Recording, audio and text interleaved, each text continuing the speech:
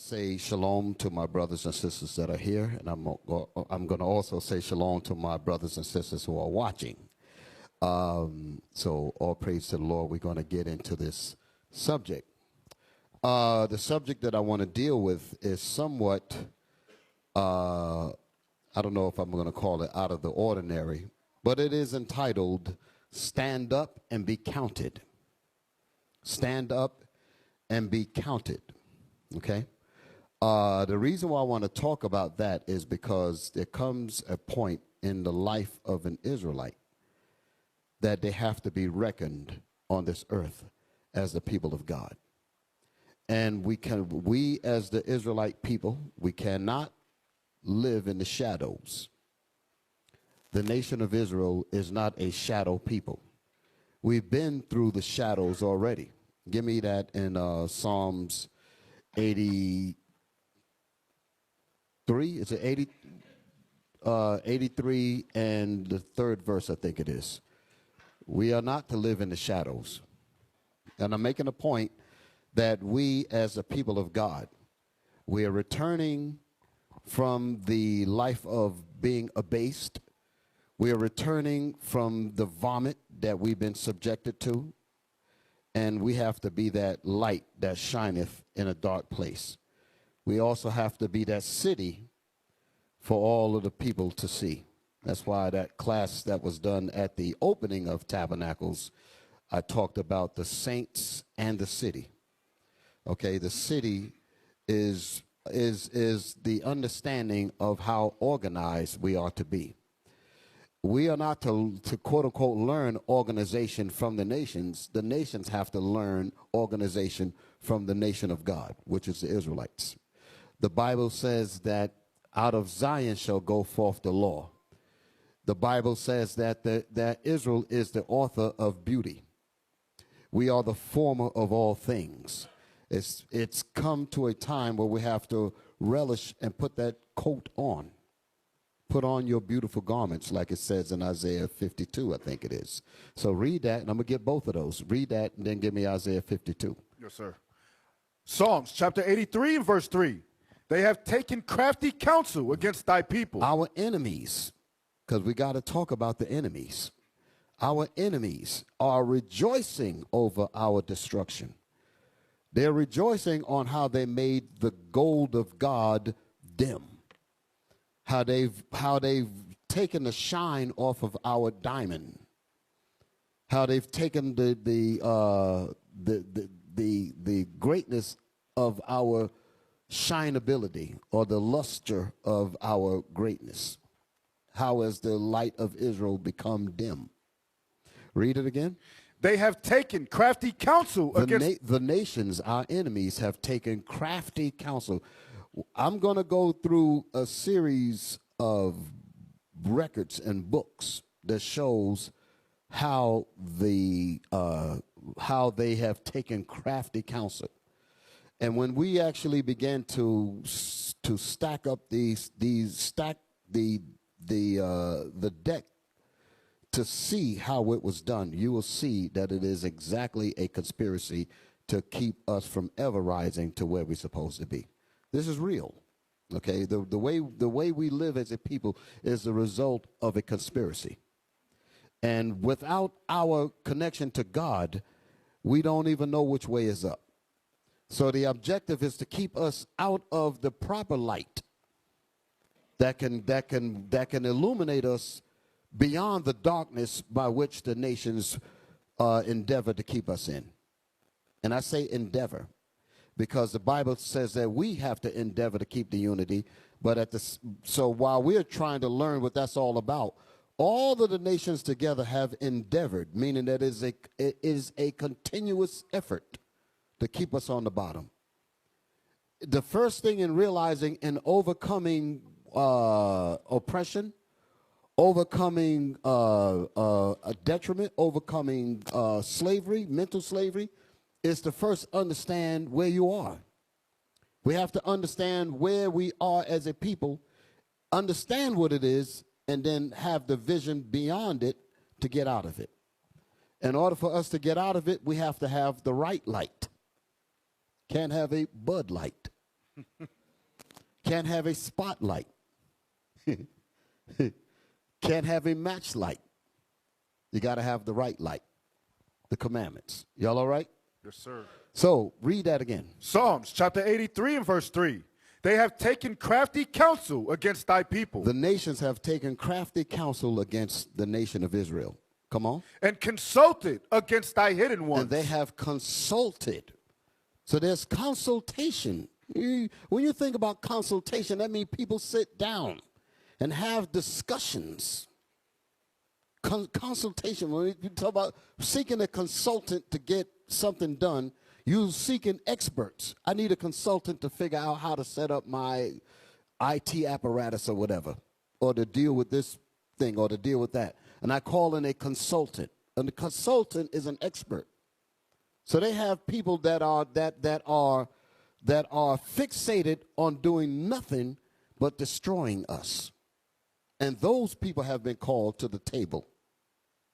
That's part of their endeavoring. They endeavor by seeking those witches, so you can understand, those warlocks, to sit down and say, we need to come up with a plan to make sure that the name of Israel never get back into the memory of the people of God.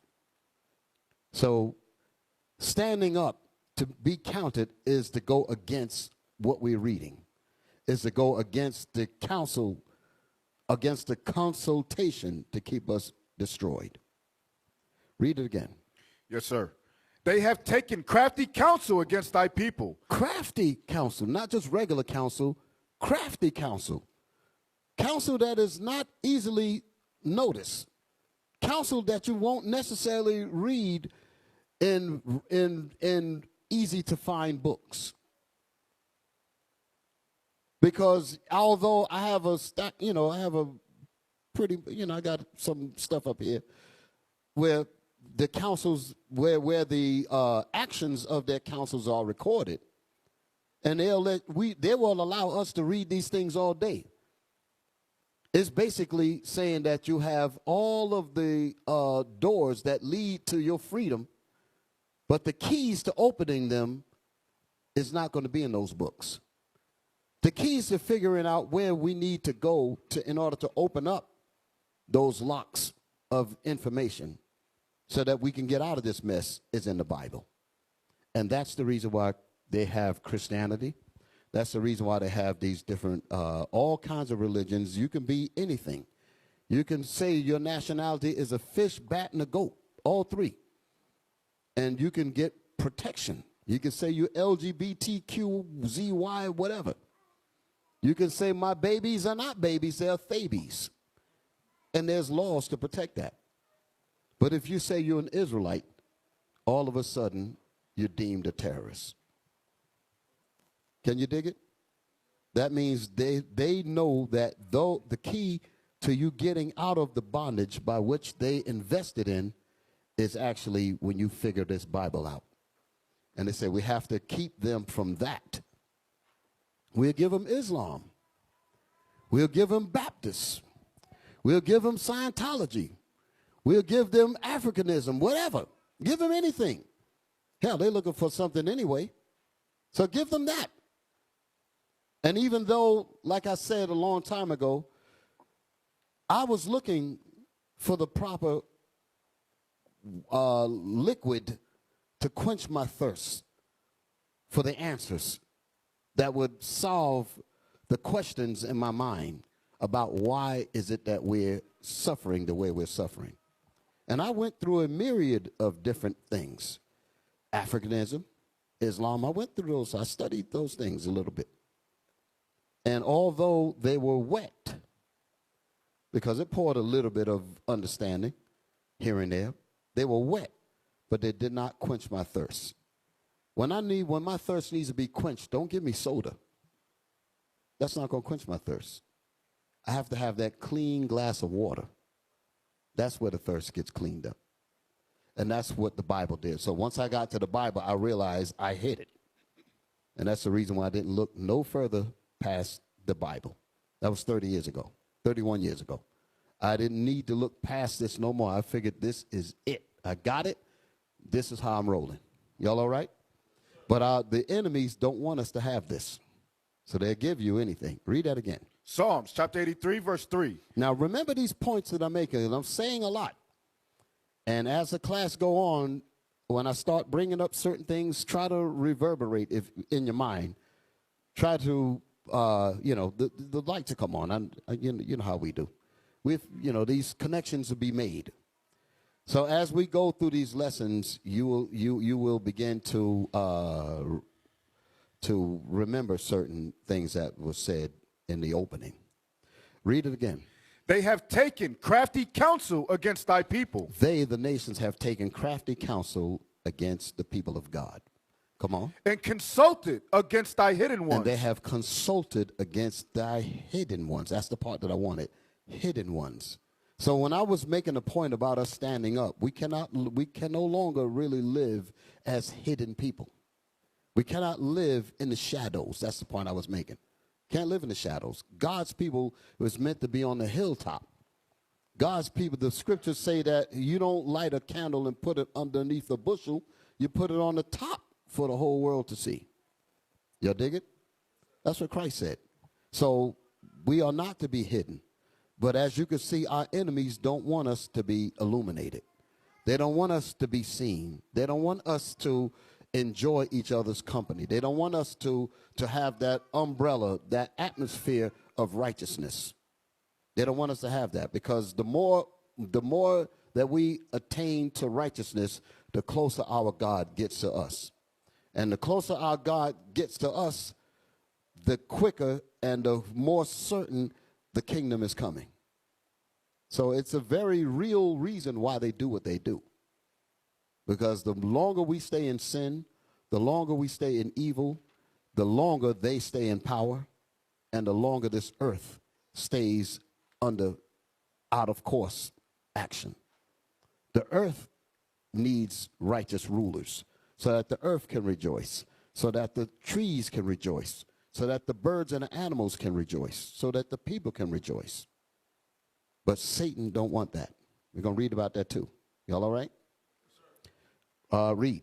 They have said, come, let us cut them off from being a nation. Let us cut them, the hidden ones, off from being a nation, Israel. Come on. That the name of Israel may be no more in remembrance. That the name of Israel may be no more in our minds. So to let you know how slick our enemies are, once you come into this truth and you're learning this truth, if you ever come to a point where you don't care about knowing that you're Israel, that means Satan has gotten into you, and what we're reading is actually happening to you right now, at that moment. If you ever come to a point where you say, you know what, I don't need to be in, quote unquote, you might even call it that Israelite stuff. Once you begin to entertain that, you are fulfilling what the enemies wanted and don't even know it.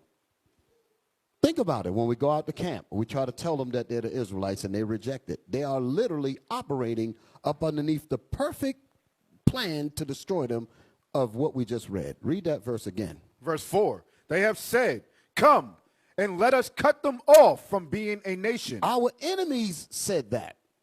Our enemies said, come and let us, in our consultation, because it said they have consulted against our hidden ones, in their consultation, in their crafty counsel, all of that, let us endeavor to keep them from recognizing that they are the Israelites. So the moment you begin to start to entertain what we're reading, you have actually fell into the trap of what their whole plan was about.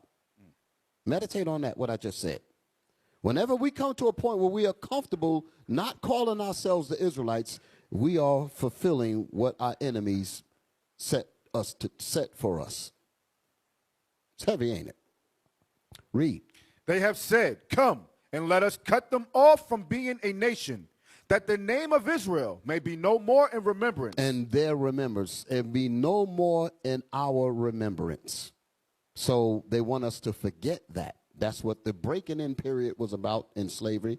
That's what the educational system is about. The history lies, all of that stuff that's going on in school. Television, false media, false imagery, religion, you name it. It's all designed to keep us baffled, keep us in a sense of obscurity, confusion, like balls floating around in a vacuum, not knowing where we're supposed to be. That's the confusion that our enemies want us to stay in. And whenever we find ourselves comfortable in that, instead of being what God actually made us, and we relegate ourselves to the shadows, we embrace being hidden, that's when we have lost it.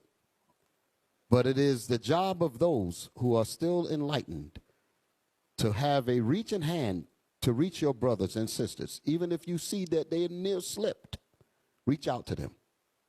Bring those brothers back home. Bring those sisters back home. Y'all all right? Yes, sir. That's what we as men supposed to do.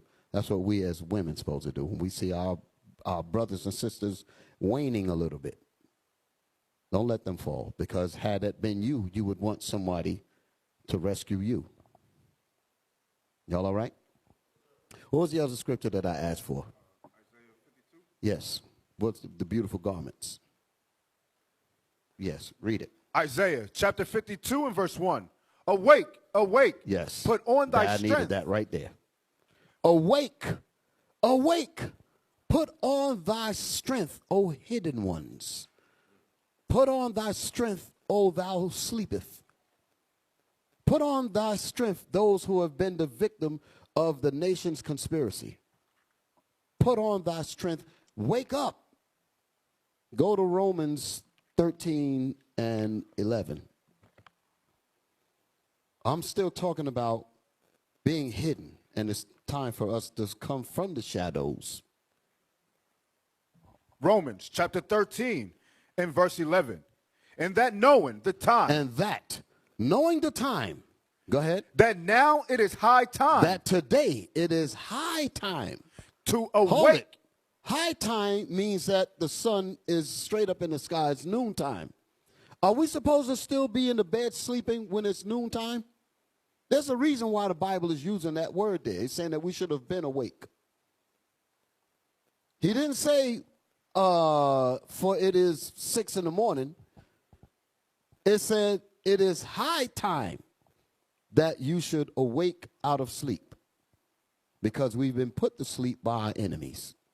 The Lord said the punishment of Israel. Give me Lamentation. I know I got you running in a few spots, so hold those two that you got for me. Isaiah, Romans, and I need Lamentations 4:21 and 22. Because it's time for us to stand up and be counted. But there is a war in doing that. Y'all all right? There's a war. There's a war. It's a spiritual war. And the spiritual war is much greater than a physical war. And I know people don't really understand that.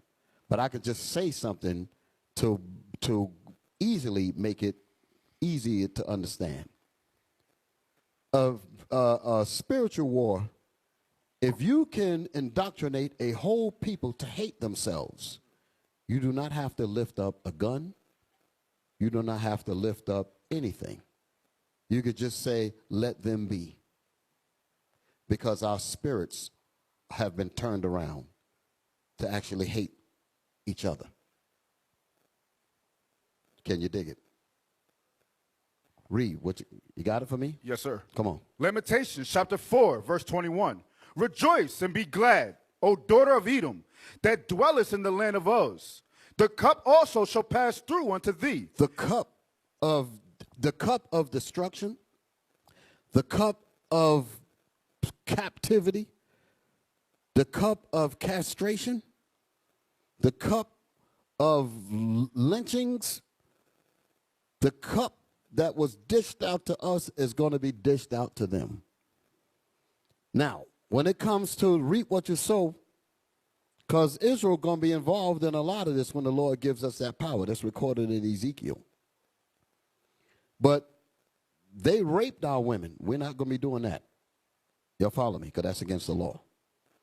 Okay, they raped our women, but the nations are going to rape them. That's in the book of Isaiah. It said, and their wives shall be ravished. And it's talking about the nations are going to rape and go crazy on Esau. Okay? The Most High means that we're going to stay in righteousness. Whatever judgments and whatever levels of punishment that the Lord said that we're going to levy against the nations for what they did to us is all going to be in righteousness. The Lord said, let a two-edged sword be in their hand. He said, let the high praises of God be in our mouth and a two-edged sword in our hand to execute vengeance upon the nations. That's going to be in righteousness. That sword is the same thing as that rod of iron in the book of Revelation. And he said, and you shall break the nations with a rod of iron, because they're going to be resistant to keeping the commandments of the Most High. Esau is going to get wiped out. When this whole thing go down and it's over with, he's going to be gone. There's going to be no more of him, period. That's going to be a hell of a time, ain't it? The nations is going to be here. But Esau, once his job is completely finished, even in their own records, they said, for she is the only neighbor of the Israelites, meaning Edom, Esau, who was not given any promise of mercy from God. So that means every last one of them, like the book of Obadiah said, and there shall not be any remaining of the house of Esau, for the Lord hath spoken it. So there's no getting out of that. But the nations are going to go into captivity because they're going to have to learn how to keep the laws of the Most High. They're going to learn how to keep the Feast of Tabernacles and all of that. They're going to learn these laws because that's the way it was supposed to be from the beginning. When we fell from that, the Lord said, okay, since you don't want to follow me, I'm going to put you under your enemies until you learn. And when you learn and you're ready to obey, then I bring you out of it and I'll put you back in your seat where you belong. And a lot of us, 2/3 of us are so brainwashed, we're never going to make it back. So 2/3 of our people will be destroyed. That's a scary situation, ain't it? They're going to be destroyed. And when I say destroyed, they are not coming back. When they get destroyed, they are done. That's that second death that Revelation is talking about. Okay? And I know I got you going over a lot of spots. So was that it on that? No, you wanted 21 and 22, right? Yes, sir. Yes, sir. Lamentations chapter 4, verse 21. Rejoice and be glad, O daughter of Edom, that dwelleth in the land of Uz. That dwelleth in the land of Uz. Come on. The cup also shall pass through unto thee. The cup of trembling, the cup of fear, the cup of destruction, the cup of loss of children, the cup of being bereaved of your family, the cup of having your wives taken away from you, having your husbands killed. All that's going to come to them because it happened to us. Go ahead. Thou shalt be drunken. You shall be drunken also, Edom. Go ahead. And shall make thyself naked. And you will be brought down naked, meaning everybody's going to know your shame. They're going to know all about him. As this world continues to move on, the wicked will be revealed for exactly for what he is, and the whole earth is going to turn against him. Read. The punishment of thy iniquity is accomplished. The punishment of our iniquity. That's the 22nd verse there. Yes, sir. The punishment of our iniquity is accomplished, meaning we paid the price. Go ahead. O daughter of Zion. O daughter of Zion, the nation of Israel. Come on. He will no more carry thee away into captivity. God will no more carry us away into captivity. Can you imagine what this was like when the prophets was writing in the scriptures and was writing about the empires like Daniel's? Daniel was in the Babylonian captivity. Habakkuk was in those captivities back then, and all of the minor prophets. And they were upset, rightfully so, like Ezra was upset. How long, if we be thy people, O Lord, when are we going to get rule? If the world was made for our sake, how long shall this endure? They all wanted to know that. When shall these things be? The disciples, they all asked the question. The apostles, Lord, art thou come at this time to restore the kingdom to Israel? We all wanted to get the kingdom. But even back then, when like Daniel wrote about the empires all the way up to now, and the other prophets wrote about it, They knew what time period they were living in, and they knew that there was more captivities after that one. Could you imagine that?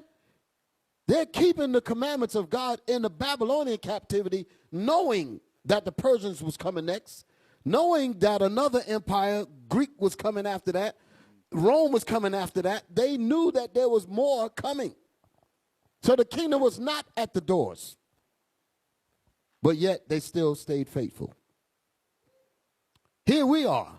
We are in the last deal, brothers and sisters. There's no more captivity after this. So we made it. Yes, we were those spirits back there during the time of Babylon and during the time of Persia. I want to say that's another subject. But I actually, somewhere along this lesson, I'm going to show you all that we've been here many times. And we are here again. Like I said, just to make it easy to understand with just one verse. When Moses said, and the Lord shall bring thee into Egypt again with ships. Moses was actually speaking to the people in Mount Sinai at that time, at the wilderness. He was literally speaking to a generation of people. Everybody in here knows that none of the people that Moses literally spoke to at that time went into captivity on ships. Can I get a witness? So how did that come to pass? They were going to come back generations later. Because Moses didn't say your sons will go into captivity. He said, and the Lord shall bring you. That's what thee means, T-H-E-E. And the Lord shall bring thee into Egypt again with ships. So it literally meant that. So when that generation was on the scene in the 1600s, the 1400s, that's when Moses' words came to pass. The other parts of the prophecies where Moses talked about the siege that was going to happen to us. When Rome came in and destroyed us, that generation that Moses was talking to was there also. And you shall be led into captivity under all nations. Y'all know the scripture I'm talking about? Luke 21, 20 to 24. That's the scripture I'm talking about. Luke, the Most High was making it clear that that same generation that Moses spoke to in Deuteronomy, the 28th chapter, they were on the scene because right after that, it's in Luke, it says that these be the days of vengeance, that all things which were written may be fulfilled. The things that was written in Deuteronomy, the 28th chapter. And it is going to be fulfilled right now in this generation. And woe be unto you that have young children. Woe be unto you that have, that are with child, and that give suck in those days. Because it was going to happen then. So what happened then? The siege that Moses wrote about. That we should turn and eat our own children, and we will be starving and all of that. That happened to that generation. So Moses wrote about it and said it. Then that generation that Moses was speaking to didn't experience any of that. They just died in the wilderness. The only two that came out of that was Caleb and Joshua. Everybody else died. So according to Christianity, you would figure that, oh no, that didn't happen. Yes, it did happen. They came back. Generations, the scriptures talk about that in the third and the fourth generation, they'll be back on this earth. That's why he said he would visit the sins of the fathers upon the children's children until the third and the fourth generation. Because the third and the fourth generation is your great-grandchildren and your great-grandchildren, which is you. That's how that works. So when you come back, you're going to fulfill what was said when you was on the earth before. Y'all all right? Yes, sir. That's a little deep, but I can cover that. You know, don't want anyone to go and fall off the horse. That's why I just wanted to give it to you on a simple level, okay? So the common sense is that when Moses said, and the Lord shall bring thee, he literally meant them. So I said all of that because when we was in the captivities in the Persia, when we was in the captivity in Babylon, captivity in the Persia, Greece, and Rome, that was us coming back in all those captivities, all the way up to now. Now the Bible says what in that Lamentations? Lamentations chapter 4, verse 22. The punishment of thy iniquity is accomplished. All that ass whooping that we got, generations of it. But the Lord says, what? The punishment of thy iniquity is The accomplished. punishment of your iniquity, our sins, is accomplished. He allowed Christ to die on the cross to redeem us from the curse. Now we have a chance to repent. And that's where we're at now. So he says, your punishment has been accomplished. Go ahead. O daughter of Zion. O daughter of Zion, Israel. Go ahead. He will no more carry thee away into captivity. He will no more carry us away into captivity. This is it. This is it. There's no kingdom coming after this except the kingdom of God. This is what Revelation is about. The great dragon fought against the Most High and the Christ and the angels. That's what's coming up now, and that's what he's trying to prevent. And Esau is measuring his time left by looking at the Israelite people. He said, the more of them that wake up, the closer my doom comes. So his objective is to keep us asleep. Because the more of them that wake up, that's the numbers being sealed up. And as it's becoming more and more sealed up, that means his doom is imminent. So what else would he do but try to keep you from this, that the name of Israel be no more in your remembrance? See how easy that is? Y'all all right? Yes, sir. Read. He will visit thy iniquity, O daughter of Edom. He is going to bring this. He's going to bring the destruction on Edom. He's going to bring the payback, the reap what you sow. All of that is going to happen to Edom. Because we're going to be getting delivered. Okay? Now, what was I reading before that? That was Romans. Let me just finish this, Bishop. Yes. He will discover thy sins. He will discover their sins against us. Now, I want to be very clear when it said that he will discover the sins of Edom. Edom's sin is not that he didn't keep the high holy days. That's our responsibility. Edom's sins is not that he didn't keep the laws written in the the law of Moses, sacrificing that. None of that. That's not the sin that he committed. The sin that he committed is written in the book of Obadiah. Let's read that. Obadiah the 10th verse. This is the sin that he committed. Obadiah chapter 1. Because only the people of God can commit the kind of sin that belonged to Israel. The ones that Moses told us that we had to keep, that pertains to Israel. These be the words which Moses spake unto all Israel. That's what it says in Deuteronomy 1:1. Ain't no other nations involved in that. So the Israelite people are the ones that's responsible for keeping the laws of God. But what sins that Edom committed? It's not these. It's what we're about to read. Obadiah, verse 10. For thy violence against thy brother Jacob. For thy violence against thy brother Jacob. That's the reason why he's going to pay. Because of what he did to us. Read it again. For thy violence against thy brother Jacob, shame shall cover thee. Shame shall cover them. Shame shall cover the nations. Shame shall cover Edom. Go ahead. And thou shalt be cut off forever. And thou, Esau, Edom, shall be cut off forever. Now, is this ever, forever, ever? Jump down to the verse that I want. Verse 18? 18. Yes, sir. Obadiah, verse 18. In the house of Jacob shall be a fire. And the house of Jacob, which is Israel, shall be a fire. In the house of Joseph a flame. And the house of Joseph a flame. This is all 12 tribes. In the house of Esau for stubble. And the house of Esau for stubble. That's kindling wood to burn up things. Stubble. That's burnt wood. Read. And they shall kindle in them. And they shall kindle in them. And devour them. And devour them. Let's go and find out who the them is. And there shall not be any remaining of the house of Esau, for the Lord have spoken it. What kind of Christianity church can any of them go to disannul that? For the Lord have spoken it. That's it. That is it. You got to get rid of the Bible, and still it ain't going to change nothing. Because the Most High's words don't have to be here in physical form. Once the Most High's word go out, it don't go out void.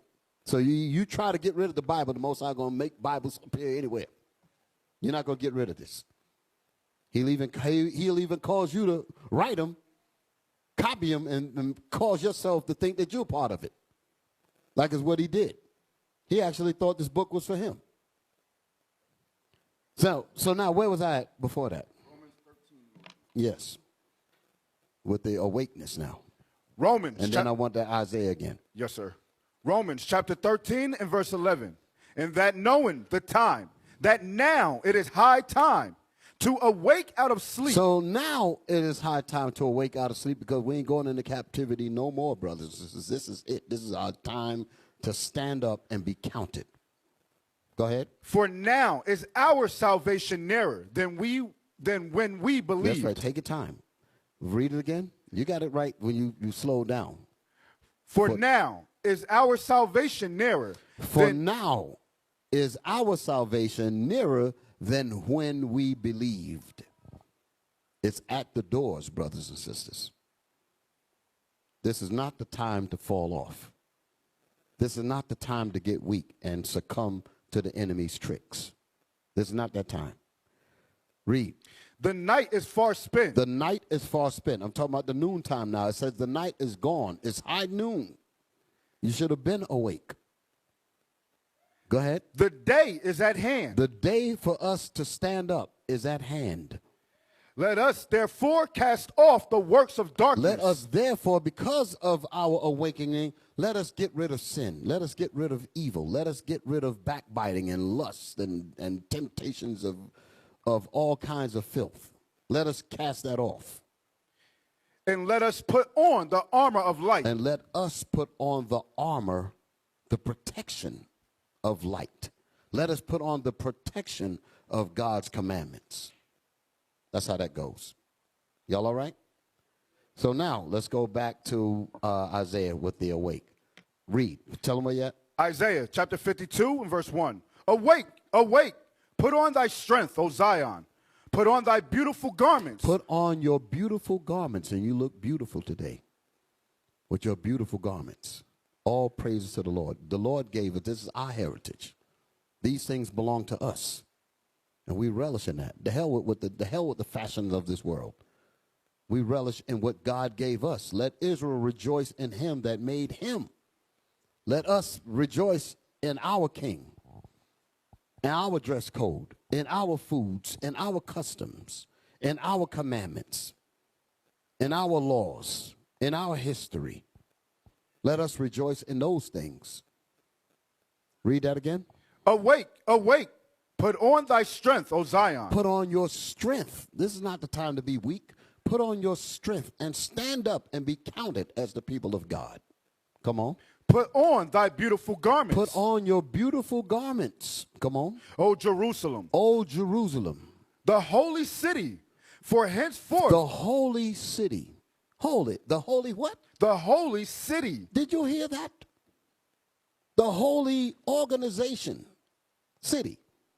The holy city. Which means systems. Like we talked about at Tabernacles. The holy city.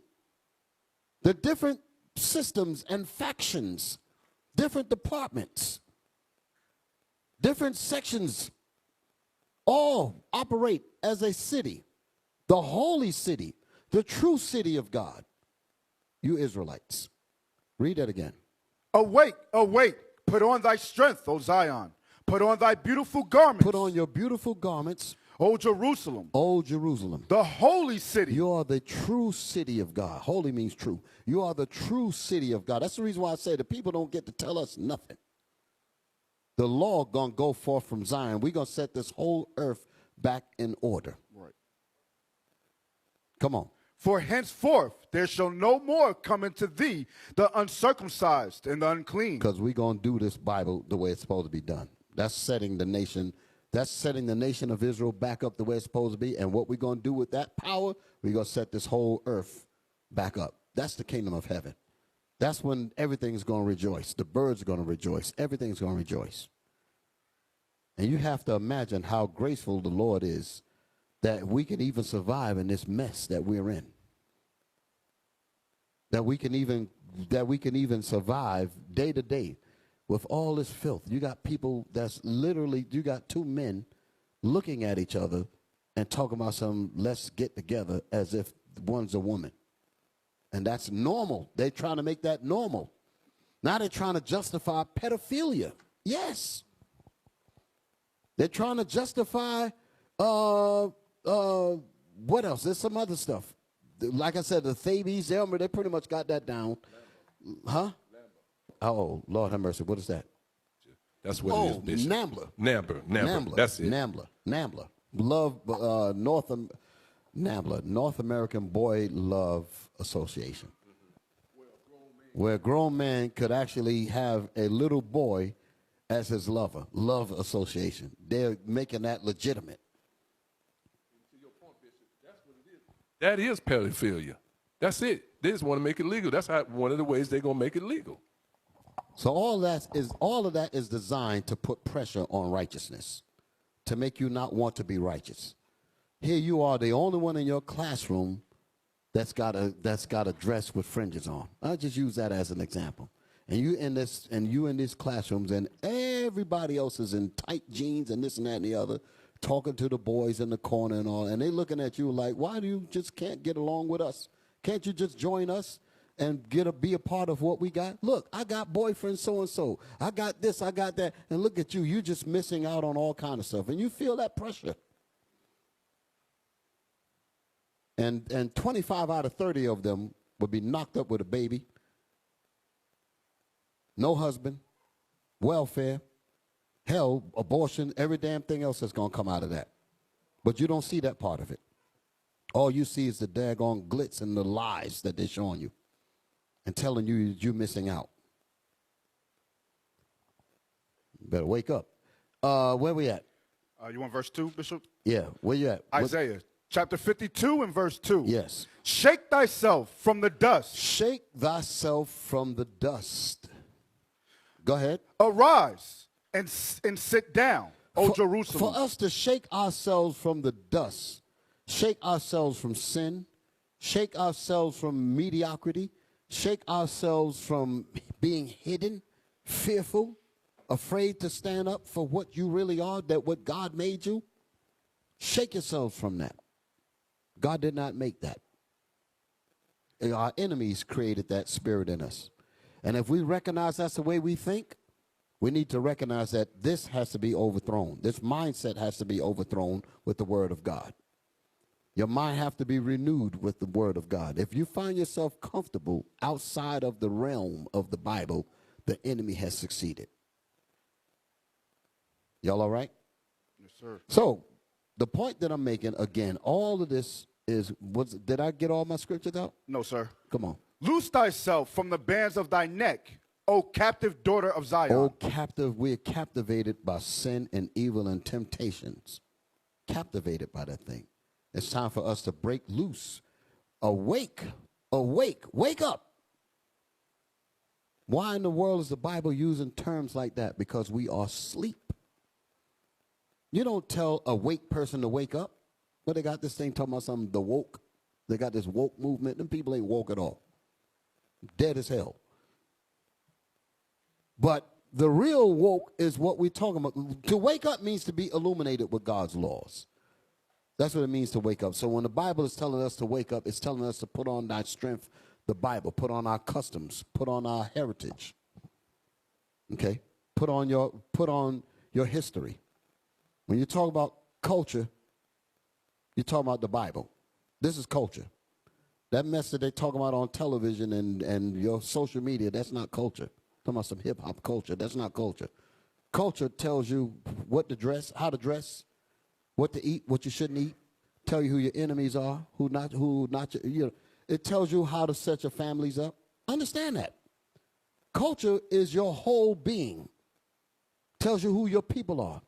Tell you what to eat, what laws that you have between each other, how to resolve differences, how to apply the commandments to each other, to keep the peace, to endeavor to keep the unity. That's culture. A constitution, if you will. That's culture. Tells you what to wear, how to dress, how to keep yourself. That's culture. That's the Bible.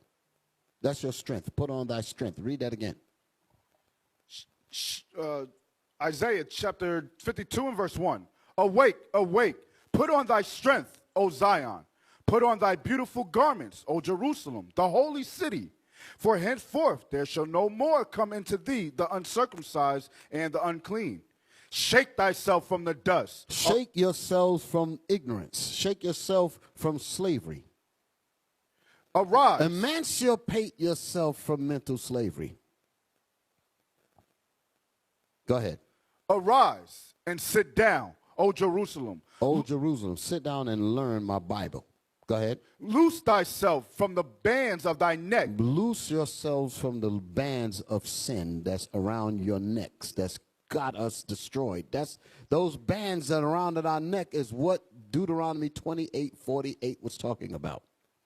When it said that, and therefore shalt thou serve thine enemies, which the Lord shall send against thee, in hunger, in thirst, and in nakedness, and he shall put a yoke of iron upon thy neck until he have destroyed thee. So once we are destroyed, he took the physical chains off, and now we put on the mental chains. We put on the mental chains. Can we show the book? Did I give you the cover of the book? Yes, show that. This is what happened to us. This is what we read. Bust, even though it said neck there, but it's really talking about our minds. Because he took the chain, he said the yokes of iron will be on our necks until we are destroyed. So once we are destroyed, are you destroyed in your neck? Or are you destroyed? Where does destruction take place at? In your mind. So once your mind is destroyed, this is indicative of what we're looking at here. This is what we have to break. Stand up to break this. Okay. Is that it on that? Loose thyself from the bands of thy neck, O captive daughter of Zion. O captive, we're captive in our minds. O captive daughter of Zion. Come on. Verse 3. For thus saith the Lord, ye have sold yourselves for naught. We have sold ourselves for nothing. You want to run with the crowd that's going nowhere but destruction. And you want to run away from what really belongs to you. Come on. And ye shall be redeemed without money. Because the Most High Christ died on the cross to redeem us. You didn't have to pay a fee for that. Okay, now let's go now. So that's it. I got all my scriptures, all right, for the moment. Yes, all praise to the Lord. So now I'm talking about us standing up and being counted. A while ago, I did a class called The Vision Beyond Obscured Eyes, right? I'm trying to remember the full title. And that class was about us having vision beyond the trickery. Because we've been blinded in this society. We've been blinded in this kingdom. We've been blinded to not know which way is up. We've been blinded in terms of righteousness. We don't even know the difference between righteousness and wickedness. Now we're so messed up, we don't even care. So things are so bad now, it's almost impossible to look beyond the obscurity to actually see a vision that gets you out of bondage, mental bondage, like that image that we show. Yes, this is the following God's vision that's beyond obscured eyes. Thank you, brothers. That was the class. So we're not going to be able to do this if our minds are completely obscured with a chain around it where we can't see anything beyond television. Because Esau says, I'm going to set all of that up so that you can live within my circumference of confusion. Don't be radical. Understand those words. Don't be radical to go outside of the hog pen that I put you in. Live in there. Conform to that. Conform to TikTok. Conform to Instagram. Conform to Facebook. Stay within the realm of the evil that I've shaped for you. Don't look beyond that. Because within that circumference of obscurity, you can't see anything but what's in there. And you will begin to make everything conform to your thinking. As a man thinketh, everything that comes within his or her grasp will conform to go no further than their thinking. If their mind is in a particular realm, they will not think beyond that at all. Every word out of their mouths will be indicative of where their mind is. As a man thinketh, as a woman thinketh, that's what they become. So once your enemies shape your reality, everything that you do is going to fit within that definition. And whenever you act outside of that, and those that put you in the box notice that you're operating outside the box, they say you're a radical, you're an extremist, you're a troublemaker. Who learned your mem? How did you get that? Who raised you? What school did you go to? This happened to me. What country were you born in? How did you get to know these things? And my schools was set up by me to not allow you to think beyond what I shaped them to train you for. And here you are operating outside of my guidelines. Who have you been talking to? You're radical. Some stuff, ain't it? Where we at?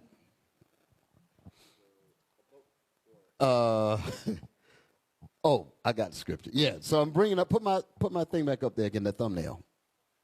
The obscured eyes. This is not today's show, but this is what I was talking about.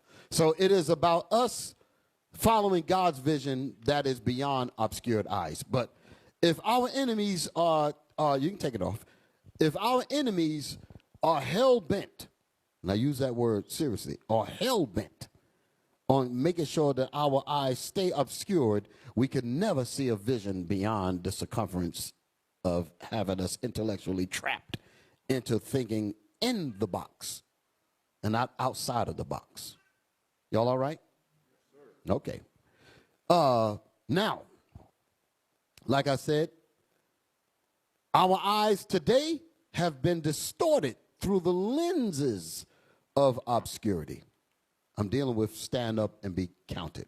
Put that thumbnail up there so that they'll know what we're dealing with. This is the actual title.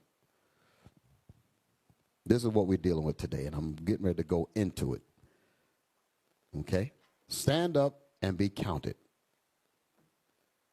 Okay, this is what we're dealing with today, brothers and sisters. Okay, this is what we're talking about. So now, give me the book of the Wisdom of Solomon, chapter 4, verse 12. Because again, we're at the cusp of standing up on our own. We're on the cusp of standing up to be counted as the people of God. We're on the cusp of being that city, that beam of light that shineth in the dark places, what you was bringing out, Captain. You want to go ahead and bring that out? And bring that out now. In Peter's, right? Oh, the one in Psalms. Yes, read that. Mm-hmm. Yes, let's get that. Psalms 83, start at verse 23. I'm sorry. 83, 23, verse 3. Psalms chapter 23 and verse 3. He restoreth my soul. You know, Bishop was bringing that out earlier. He said that we done went through it. He's telling us that we've been laboring. This is it. Read on. He leadeth me in the paths of righteousness. Now we understand who we are. That's what he was telling us. Stand. We're standing in righteousness. We're standing who we are. We're standing vindicated the people that we know who we are today. Read on. He leadeth me in the paths of righteousness. And that's the path that we own, as to gather in the 12, as to bring our people home through righteousness, showing them that they have a great history. And when we do that, we're showing them that we can become great parents. We can become great leaders in our communities. We can become great fathers and mothers and have wonderful children. Read on. For his name's sake. To bring him glory. I was reminded when Bishop was doing the class, it came to me what it said about Moses. He said that, I'm paraphrasing, but he said that my people may come and worship me. And that's our calling, that we have to go back before the Lord. Read on. Yea, though I walk through the valley of the shadow of death. And that's what's here. And Bishop was saying something a while ago. He was talking about, using in the pig slop. But then he began to name different things like TikTok and other different vices that he was bringing out. We still in the pig slop. We still is not out. We still yet in the depth of darkness. Read on. I will fear no evil. For thou art with me. The Most High is with us now, Israel. We have the Most High on our side. That's our strength. All of our help coming from the Lord. Read on. Thy rod and thy staff, they comfort me. And that takes me back to Bishop's point. That's all we need to do is stand with the Most High. Stand with the prophets of God, and we're going to be okay. That's all I had, Bishop. All praise to the Most High. So, yes, that's what we got to do. We have to stand on the Lord. Wisdom of Solomon. We're going to read chapter 4 and verse 12. And the reason why I'm bringing this out, because, again, I want to point out about how it is the objective of our enemies to keep us in a state of obscureness and confusion, where we don't know which way is up, where we can't determine what's right and wrong. Okay? We've just been programmed to be consumers. That's not what God put. If we are the jewels of God, how in the world have we turned into the degenerate plant of a strange vine unto the Lord? That's how far we've fallen. The Lord said, I have planted thee a noble vine, nobility. He said, and I brought you upright. And then he turned around and he said, but whoa, how then art thou turned into the degenerate plant? Degenerate. So you're talking about generations are supposed to be bringing you forth. But to degenerate means to go down. To degenerate means to get worse and worse and worse. And then the Lord said they have gotten so bad, they've become a strange vine, meaning I don't even recognize them. How art thou become a strange vine, a strange plant unto me? We're not even recognizable. That's how confused and obscure our direction is. And our enemies love it. Our young girls. Parents trying to teach them the proper way so that their lives are not jacked up. Our young men, same thing, trying to teach them how to be proper husbands, to not be running around doing all kind of craziness, and deal properly when they get old enough to marry. That's the beginning of sanctification. But what does the world say? No, don't listen to them. Do this instead of that. And nobody cares once you mess up. We got stories of outside enemies that sought to influence women. I'll just use that because the women are the big targets. Sought to influence the women. Got the woman on one of their quote unquote YouTube pages and was saying, oh, that Israelite stuff, such and such, and she just going all against it, all against Israel. Follow me now. When she was here, there was righteousness. She had some trouble trying to hook up with the man she wanted because, the man wanted to deal with what he wanted to deal with. I mean, that's his choice. But instead of her continuing to work on herself, that the Lord would have provided, y'all understand? He would have found her. But she got impatient and went to one of these enemies out here. I don't even like to call their names because it's irrelevant. They're all going to be dust to dust. They don't really mean anything to me. But he got her up on the camera smiling and talking against us, calling us a black cult and all types of stuff. Understand that? And he was lacing her up for Christianity. Follow my story now. Getting her, yes, a Christian this and be Christianity, John 3:16 for God, all of that. You follow me? And he was all in her corner because as long as she's out of this ring, out of this culture, you follow me? Long as she's out of the right thing, the nations are happy. So he was busy bigging her up. Then she fell out of that. Now she's on this thing called OnlyFans, selling pictures of her ass. Somebody, whatever. I don't even know how the thing works, what to do. Send money. What is it, like these cash apps or something? Send pictures, doing this, doing that. And men be, ooh, click, click, click, click, click. That's what she's been reduced to. The reason why I bring that up is because now that she's into that, where is the people that said they cared for her soul? They're not even looking for her now. And I've mentioned her by name and mentioned the people that did it to her. All groups of evil nookers that hated this gospel. And I said, well, what about the sister that broke away, as y'all say, just get out of IUIC such and such.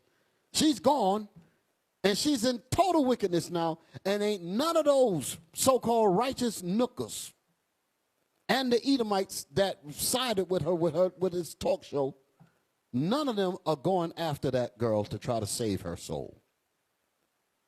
Y'all hear me? That's a tragedy. That's a tragedy. Travesty. Horrible. Horrible. Wisdom of Solomon. Wisdom of Solomon. Wisdom of Solomon, chapter 4 and verse 12. For the bewitching of naughtiness doth obscure things that are honest. For the bewitching, the trickery of sin. The bewitching. What does it mean to bewitch? To deceive.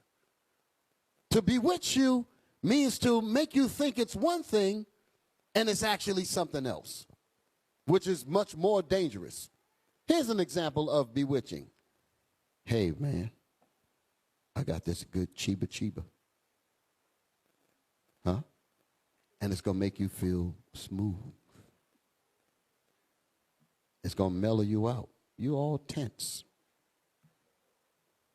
Have some of this, brother. Have some of this, sister. It'll loosen you up. You're too tense. Look at me.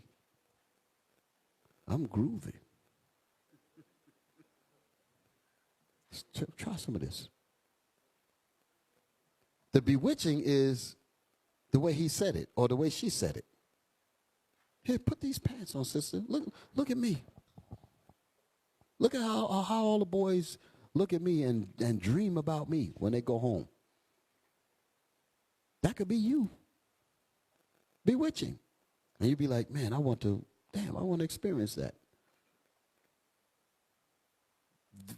When they grow up, both sides, the person that took the dope, the chiba, which turns into other things, and the pants goes into other things as well. Then a behavior comes with that. Attitude comes with that. And then it leads you down the path of destruction. So, the bewitching is the chiba that was given to you, and he bewitched you by telling you that it's smooth. It's all that. Just giving you that Colt 45 type of commercial, Billy D. Williams. Huh? It works every time. Huh? You get to think about that smooth. Huh? The bewitching is you don't know where it's going to end up. Now you're an alcoholic. Now you can't keep a job. Now your family left you. Now your children don't want to be around you. Because when daddy drinks, he punches and he beats and he does this and he does that. But the bewitching was giving it to you on the low. But it ended up turning out to be a dragon that destroyed you. The little drugs that they tell you, hey, this is going to loosen you up. Next thing you know, you're hooked. Now you're hooked. And that chemical addiction is horrible. When you're chemically addicted to drugs, that means regardless of how you think, your body is saying that if I don't get that fix, I'm going to introduce pain. So they have to get it. Y'all ever seen people on drugs like that? And when they need that fix, do you think that it started out that way? They were pure in the beginning, and somebody say, hey, bro, got that cheaper? Huh? And slid it to him. And they took it. He said, how you feel? Oh, I feel great, man. Huh? That's the first deal. Huh? And you've been like some of the old heads and said, man, when you first hit it, that bell is rung. How many of y'all know what I'm talking about? I don't know personally, but I worked at a hospital, so I just get all them stories and seen them had to deal with them. Y'all all right? Hey, Bishop, it's the best thing they ever had. And then they're chasing that thing for the rest of their... That's what they call, they chase that high. They chase that, and they never get it again. So whenever you can't get that bell rung, that's what they literally call it. They say having your bell rung. When that thing hit that bell the first time, and every high trip, they can never reach it. So they're constantly trying to get it. But when you first took it, you didn't need it, but they slid it to you on the low. This is going to make you feel this way. It's going to make you feel that way. And then you end up taking it. And I mean, I've seen girls in the in my neighborhood, in Harlem, when I was in Harlem, thick-bodied girls, full fit, you know how to mean. And when that damn crack and that stuff get to them, that thing shrinks them. They scare you to head. Their eyes get sucked in. Yo, it's a scary. I'm like, yo, that's so-and-so. It's that bad. And that's just one faction. But all sin and evil has the same path to lead you to destruction. Don't play with it. Don't play with it. Read. Wisdom of Solomon, chapter 4, and verse 12.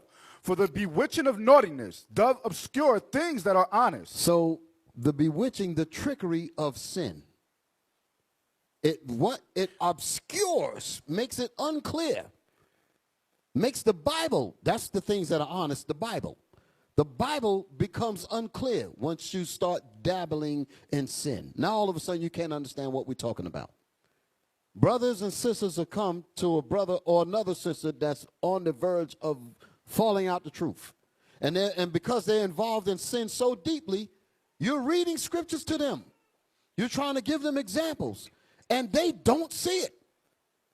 Because the sin is constantly blocking their senses.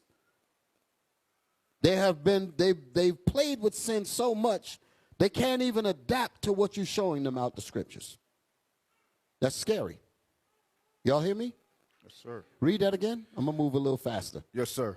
For the bewitching of naughtiness doth obscure things that are honest. Does obscure the Bible. That's what's honest. Go ahead. And the wandering of concupiscence doth undermine the simple mind. And the wandering of concupiscence. Concupiscence is evil sexual sins. Us playing with porn, playing with TikTok, playing with Instagram, all that filth that's up there. If you play with it, it's going to get you. Because you're wandering around, and then every time you wander around in it, it plants more seeds in your head. It plants more seeds in your spirit. The more you dabble with it, the more you will realize it's harder to break away from it. You'll be like, I got it, I can handle it. But you always find yourself going back to it. Because it's grabbing you harder and harder and harder. I remember I saw a brother was telling me that his addiction, this was many years ago, he knew that he had went over the deep end when he was in his room on his computer. And he's married. Y'all all right? And he had all kinds of windows. When one window lead to this, lead to that, lead to this, you have like 20 windows open on your computer, going from porn site to, the different things. And the wife was about to walk into the room. And he was like, oh, shh. He trying to take the mouse and click all the X's to get rid of them. Y'all all right? That's when he knew. He said, damn, this thing's got me. It took that for him to realize that he was being sucked in. He said, I got 20, I'm up there trying to click out 20 boxes of filth. But notice, before she walked in, he was deep in it. You follow me? Without thinking about nothing, the world outside disappeared.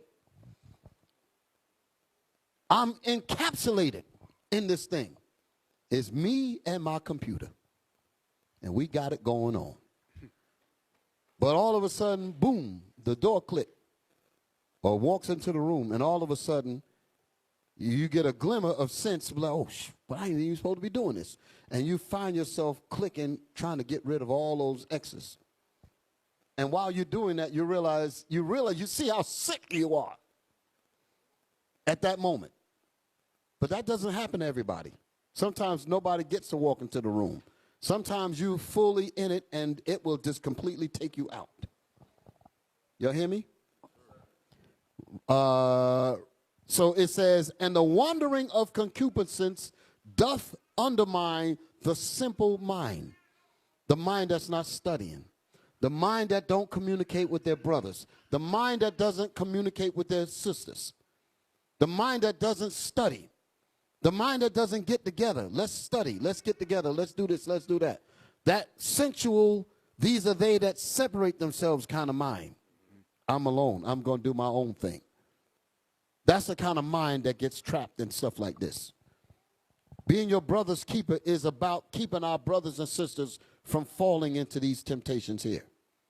We say that in the Lord's Prayer, lead us not into temptation, but deliver us from all evil. Deliver us from evil. We say that. Deliver us from temptation. There's a temptation there. How will you be delivered from it if you don't have your brothers and sisters? How would you be delivered from it if you don't have your congregation? How would you be delivered from it if you are not involved in the unity that we are all supposed to endeavor to keep? You're going to get caught. The wandering of concupiscence doth undermine the simple mind. Shalom, Israel. This is Bishop Nathaniel. I want you to know that you can view all our Sabbath classes live on IUIC TV. That's right, I said on IUIC TV. Download the app today. Shalom. Give me Thessalonians, 2 Thessalonians, because I'm still dealing with bewitching of naughtiness, and the wandering of concupiscence. Is it written in another part of the Bible? Yes. 2 Thessalonians 2 and verse 10. I actually was going to start with 8, but let me just start with 10. 10th verse. 2 Thessalonians chapter 2. Read verse 9. Verse 9. 2 and verse 9. Yes. Even him whose coming is after the working of Satan. Even Esau, who is the mystery of iniquity. That's what this chapter is going into. He is the mystery of iniquity means the man of sin that everybody seems to be confused about. They don't know who this man of sin is. The man of sin is Esau. He's the vessel of God's wrath because he is the vessel of sin. He is the mystery of iniquity. Iniquity is sin.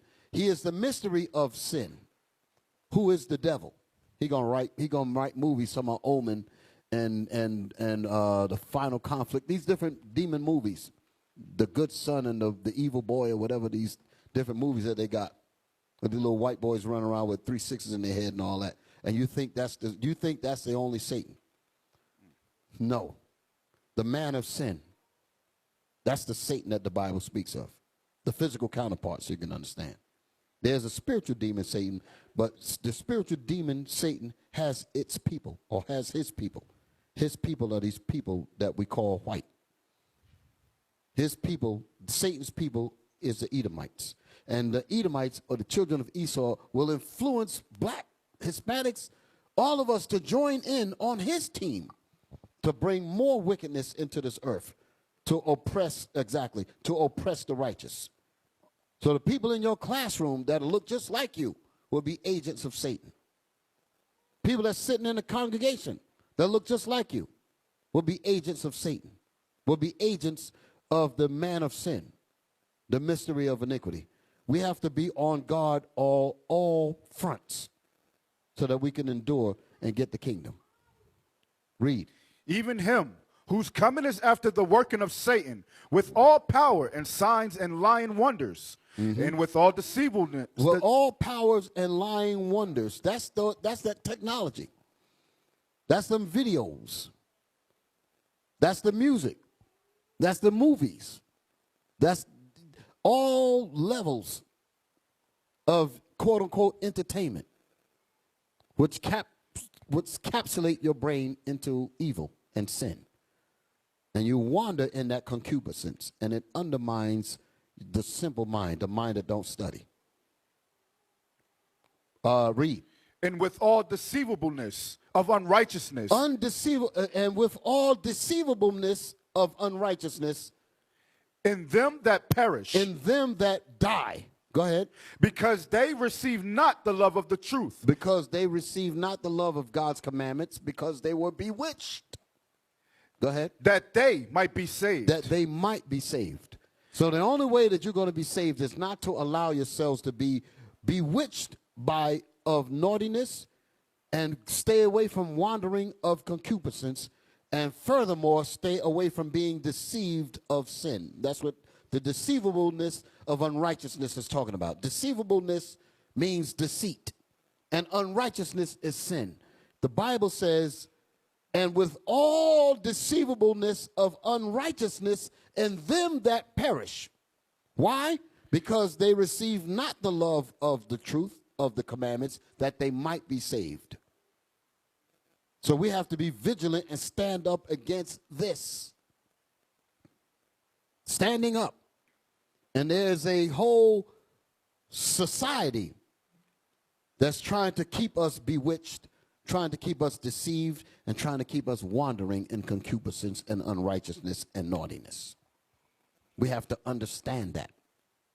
We have to be ready to put on our armor of light, like the scriptures say.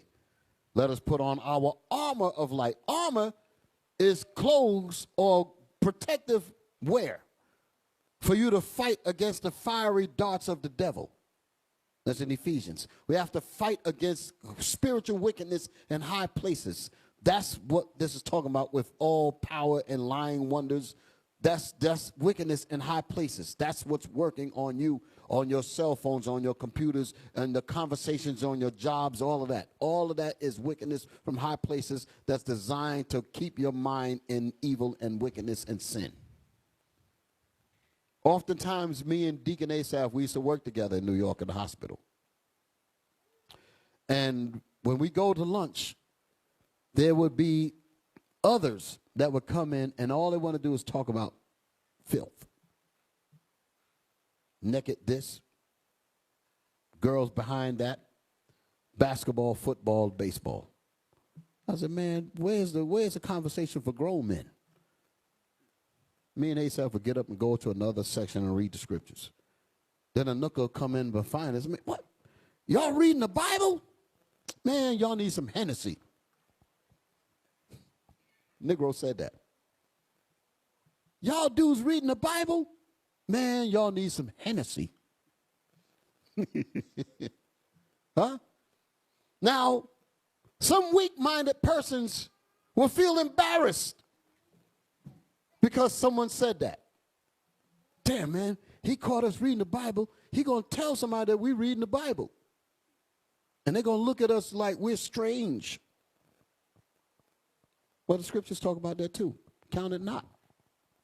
Don't worry about that. Stay here. Because there's a kingdom coming for those who are steadfast in this gospel. Now, give me Wisdom of Solomon. Wisdom of Solomon 5, verse 4. So what am I bringing out? I wanted to just reflect real quick about, like I said, I'm going to be mentioning things that's going to take us back to stuff that I said earlier. I was making the point that it's time for us to stand up and be counted. I'm making the point that the nations and our enemies don't want us to stand up They want us to take a regressive stance and lean back and not stand up as men and women to illuminate who we really are. They want us to remain hidden. They want us to play the background.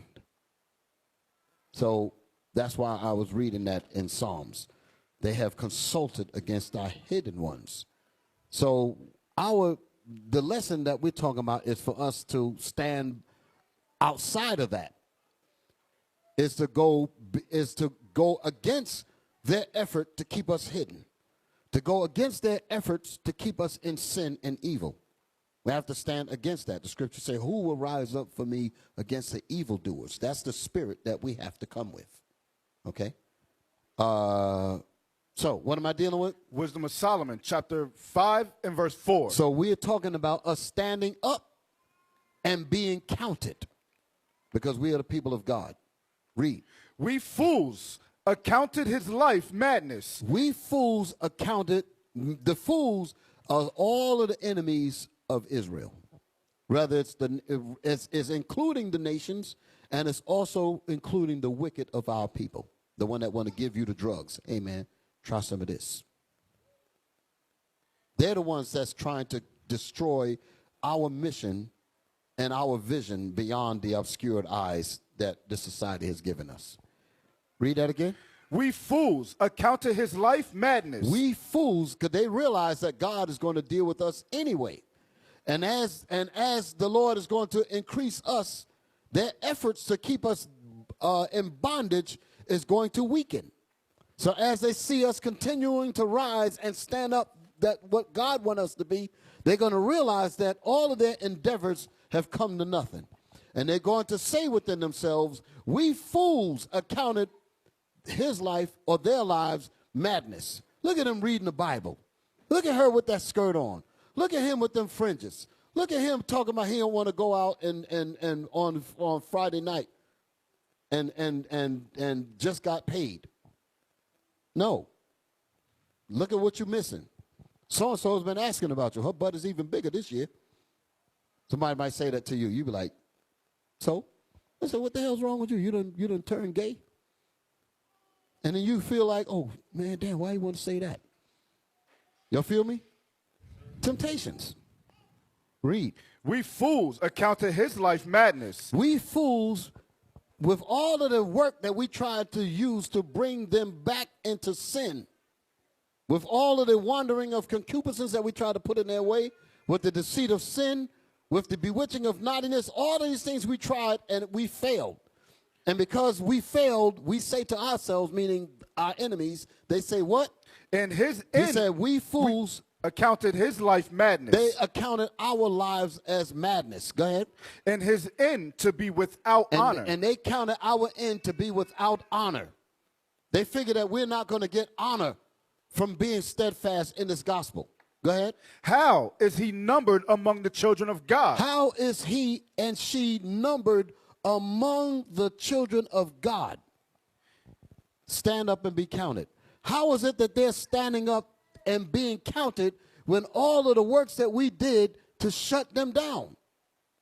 They operated in defiance and stood against our efforts to destroy them. Y'all hear me? Yes, sir. Now read the first verse. Wisdom of Solomon, chapter 5, verse 1. Then shall the righteous man stand in great boldness. That's what it's going to take. We got to stand in great boldness, not scared, not leaning back, in great boldness because we have the truth. Go ahead. Before the face of such as have afflicted him. We have to stand in great boldness in front of those who wish for our harm. We have to stand in great boldness in the face of those who want to see us destroyed. Go ahead. And made no account of his labors. And the enemies, didn't make no account of our labors. They said, oh, they're not going to get anywhere. Go ahead. When they see it, they shall be troubled with terrible fear. Because there's a hunger that you have to have in this truth. You have to have the vision. You have to have that tenacity to never give up. You have to have that forceful warrior spirit in this gospel. to fight against the tricks of the devil in righteousness. You got to have that spirit within you, because the evil is meant to take us out. Now I'm going to segue into some stuff that I want to show y'all. Us fighting for righteousness, us fighting through temptation, us fighting when when the real trials came. IUIC has a story to tell. Are y'all all right? IUIC, in its beginning years, y'all heard about the first school that we had. When I say the first school, I'm talking about the first actual school, which was a school in Brooklyn, 1088 Nostrand Avenue. Y'all all right? Before that, we was in the sister's house in Long Island. Then we went to Bishop's basement. And that's when his toilet started getting broken, because too many butts on a house toilet ain't going to work too well. Time for us to get a building. Y'all all right? So then we got the building. We got the 1088 school. Now, Kaj, you got my pictures? Let's start rolling them. Now, what I want to do, I want to explain what y'all are seeing here. Now, don't show it yet. When we went, because why am I bringing this up? I'm showing you that when trials come up, you can't cow down. When temptations to fall comes your way, that's when you have to find that inner strength to push. At the time that I'm about to speak on, we did not know where we were going to go. You feel me? We had to rely on our faith. And the thing about trials causes you to reassess your ability. Y'all feel me? Whenever you're going through some tough times, that's when you have to do what they call some introspection and look to try to find out what strengths do you have. What's inside you that can help you get past this hurdle? And being that we were not in Bishop's basement where you had like a few families, now we're actually in our first school, 1088 Brooklyn, Nostrand Avenue. We're there. And we were there, and let's say, I think it was about maybe 75 people. We had, show the tape. No, we can start showing the pictures. This right here is the stage area where the leadership table would sit. Y'all all right? What you're looking at is when we left. We had to leave. And I'm going to tell you that story as this is going down.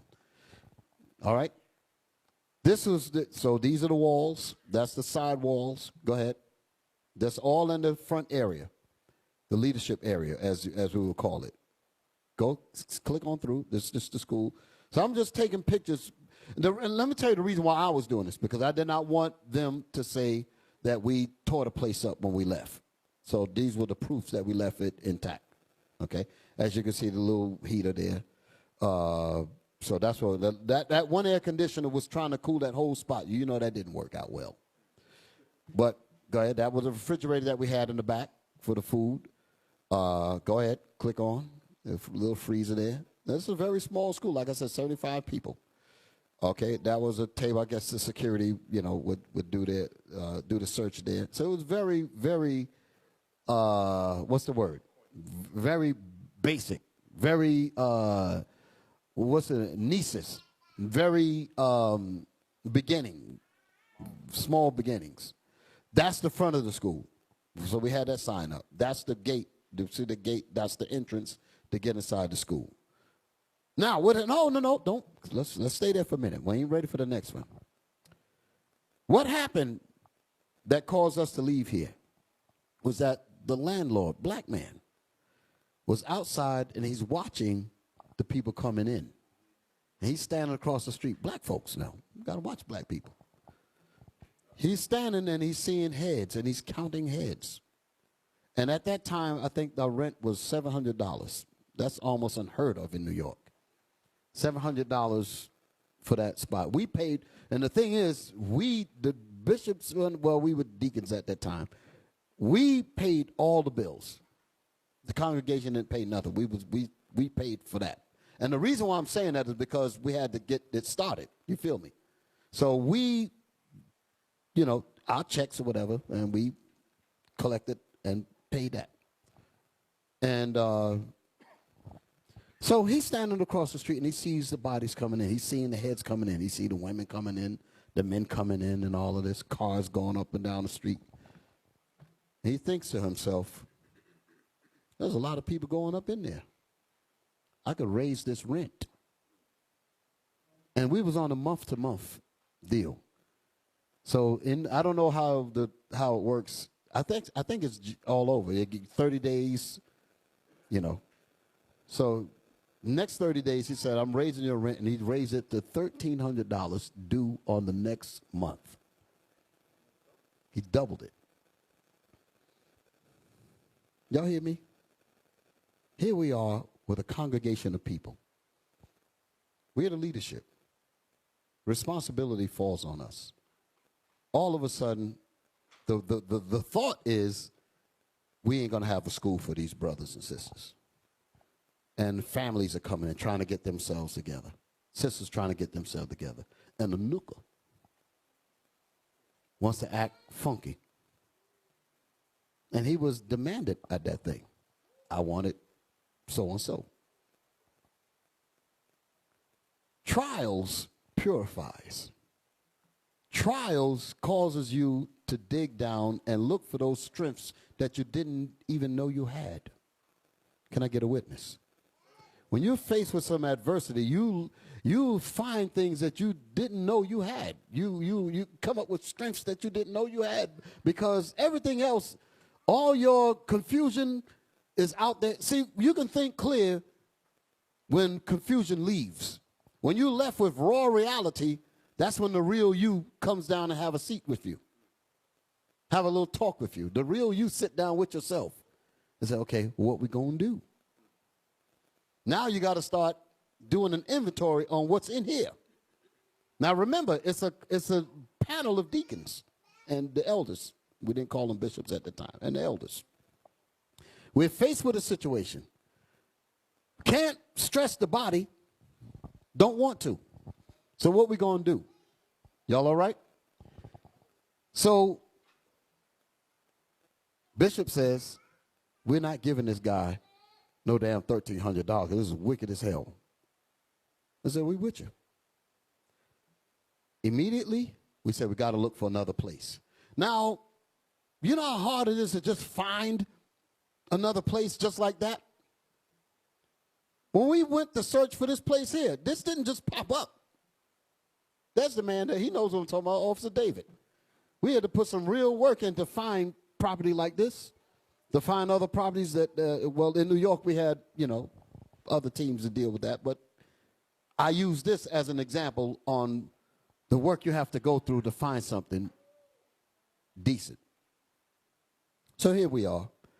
We're pressed. What are we going to do? We had to, again, sit down with ourselves and organize. That's when when you started hearing talk about exponential growth and organization and all of that, that's when it was born. It was born then. And I'm going to tell you how it happened. Us sitting down with ourselves, meaning that we had to communicate with each other. We had Captain Barnabas. I didn't know that he knew what he knew. We had other brothers. I did not know what they knew. Deacon Malachi has a business. He has trucks. We didn't know that. We found out that day. Deacon Joshua has skills in terms of looking for property. He's basically like our Officer David. As y'all know, y'all click pretty well together. So we began to look inside the advertisements, and we had found this property in the Bronx, Paulding Avenue. We had found this place in the Bronx. And understand that we did not really have real time to look for the perfect place. Y'all follow me? Because we have to make sure that the congregation is not broken in their spirit. This is a stress on us. So we have to, again, assess each of our abilities. Brothers didn't know that I had some education in drafting and electrics. They didn't know that. They found out that day.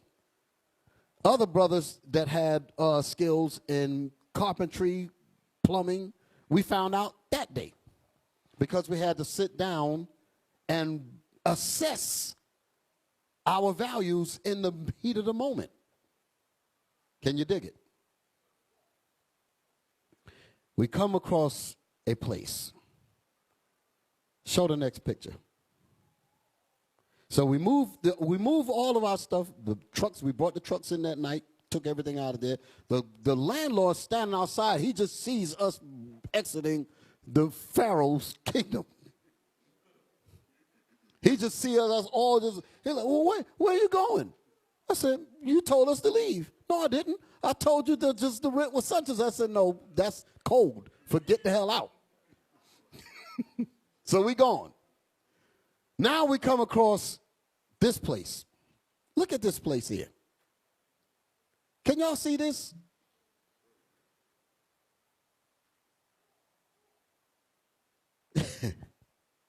This is one of the brothers that was with us said, because we looked at this first. We showed it to him, and the question was, could we make this happen? That's what the question was. Could we make this happen? One of us said, nah, man, we can't do it. Barnabas looked at it and said, man, we can have that done in 3 weeks. Captain Hananiah. He said, well, Barnabas see it. I see it.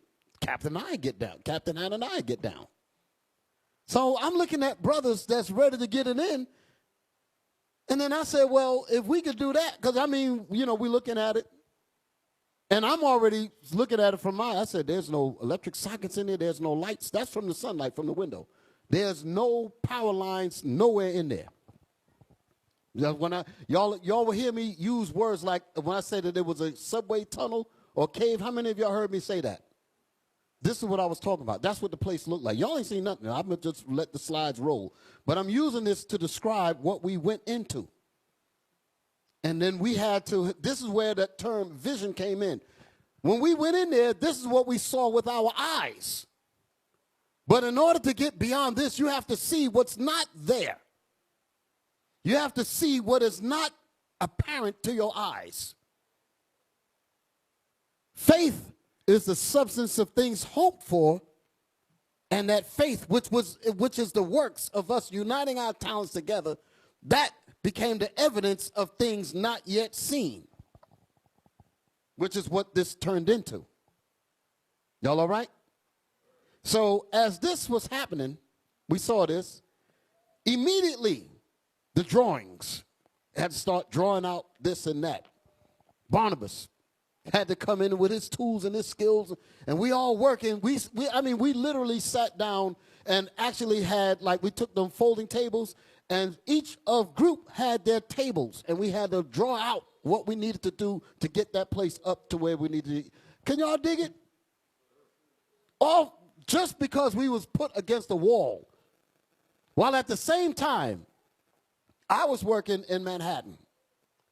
I watched the white man build a building right in front of me. What I mean by that, when I say I watched them, meaning that the times that I was there working, they actually started to build a building right in front of me, and I watched how they do it. They sent in laborers. They sent in cement layers, steel workers. They had teams that was going in. They do their job. When they leave, another group come in behind them, another group come in, until the dang on thing was getting built. And I'm sitting there watching this, and I'm thinking, I'm like, how in the world am I going to sit here knowing what we know, and I'm going to watch this man just build a building right in front of me, and here we are. We got the skills to do what we need to do. We're going to get it done. And that's how we had to talk. We had to literally talk like that. We going to do it. We going to get it done, and ain't nothing going to stop us. And that's the fire that came behind that. And we went in there and did it. Then the kitchen got involved because we were working around the clock. The food line, because we did not want to have to stop, because the congregation can't come to this. So we were keeping the Sabbath in our houses for a few weeks. But we had to encourage them, don't lose faith, because we are building our sanctuary. You feel me? It was similar to what happened here. When we had to leave Concord, we didn't come, did we? I'm trying to remember. There was a few weeks between this, and we were here working. But we had to keep the spirits up. Brothers and sisters, we got a sanctuary coming. Don't lose hope. That's the reason why we had to do a preliminary tour, because we weren't ready to fully open up. But I said we got to let the people see. Because if we don't even let them see it, they might start to lose. They got to at least see what are they waiting for. So when they came and they said, okay, now I know it ain't just talk. That's what happened here. Y'all all right? So when we were doing that, and like I said, watching them, watching this man just build this building in front of me, and I really began to say, I said, why is it that we can't do this? What is so great about them? I mean, I really had to say those things to me. And that's the reason why sometimes some people see my passion and my anger when it comes to us not doing the things when I know that we got the capability of doing. Because I know we're great people. And when I don't see that, I get angry. Because I know you're the greatest people that ever put your foot on this damn planet. And when I don't see that, that angers me. So when I was watching, when I saw that happening, I'm like, why is it that we can expect all kind of greatness from them, but we can't expect it from ourselves? Then at the same time, we giving billions and billions of dollars away in the U.S. economy every year. We can't get nothing done like this. Y'all understand what I'm saying? So we start planning. We start making it happen. The sisters that were that was preparing the food, they got a chance. We had to make it somewhat safe for them to come in. They couldn't come in right away. We had to make it halfway safe so that they could bring it, and then, you know, and we can let them go back out. But we couldn't let them stay there. But, you know, they see it happening. And you can imagine, because if you look at things in retrospect or hindsight, you might be able to say, oh, man, that wasn't really that bad. But if you never seen where we are today, and that was your only reference of progress, your spirit might not be as what it is today. There was no seeing, for some of us, there was no seeing beyond this. So you really have to really put some work in to really show that, listen, we can go beyond this here. So it took a lot of work, spiritual work, mental work, physical work. So let's let them pictures go. I want y'all to really look at what you're looking at. We had to like I said, build the walls. It was all stone. Y'all all right? Look at this. Look at this place. That's when we started to gather our tools up, because we get ready to go to work. We get ready to build. Go ahead. Those were there. This is a basement. It was basically, this place was a plumbing supply area. No electricity. Slow it down for a second. No electricity, no, it was basically a storage where they used to just keep pipes. That's all they kept down there, a bunch of pipes. We told the landlord, oh, yeah, well, if we're going to deal with this here, you got to get those pipes out of there. I said, we'll take it after that. It was loaded with pipes. That's the picture that we saw in the ad. That's when the brother said, yo, we can't make this happen. So once they cleared the pipes out, this is what was left.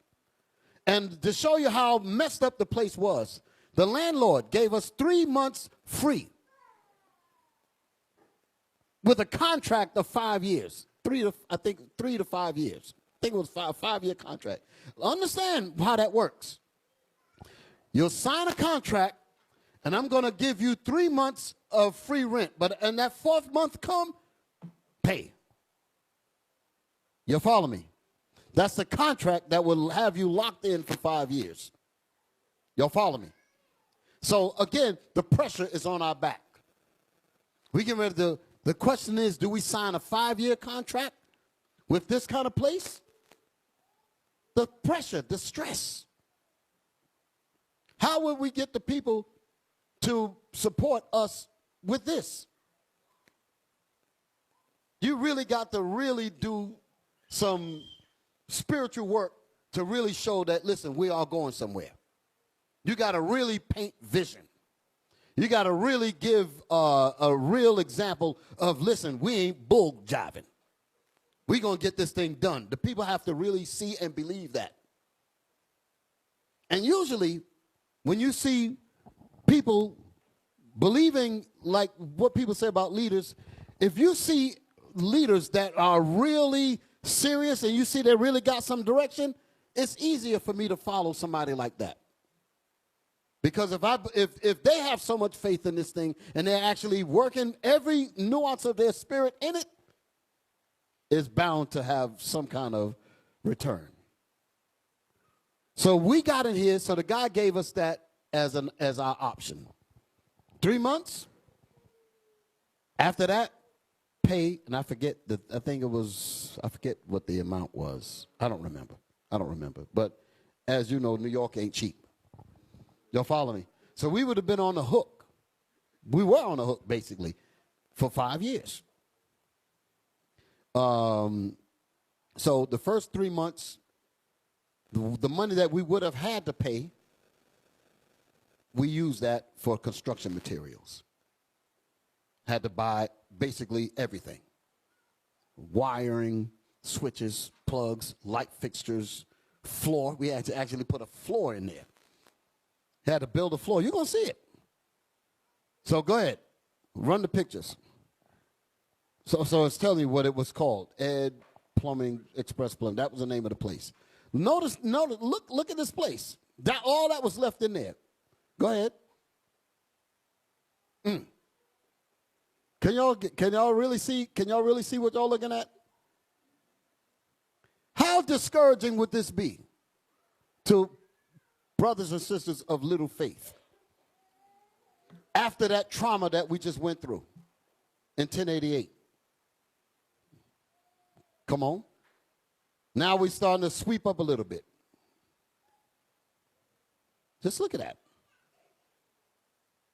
That's the whole area in there. There's just different pictures of the walls. Continue.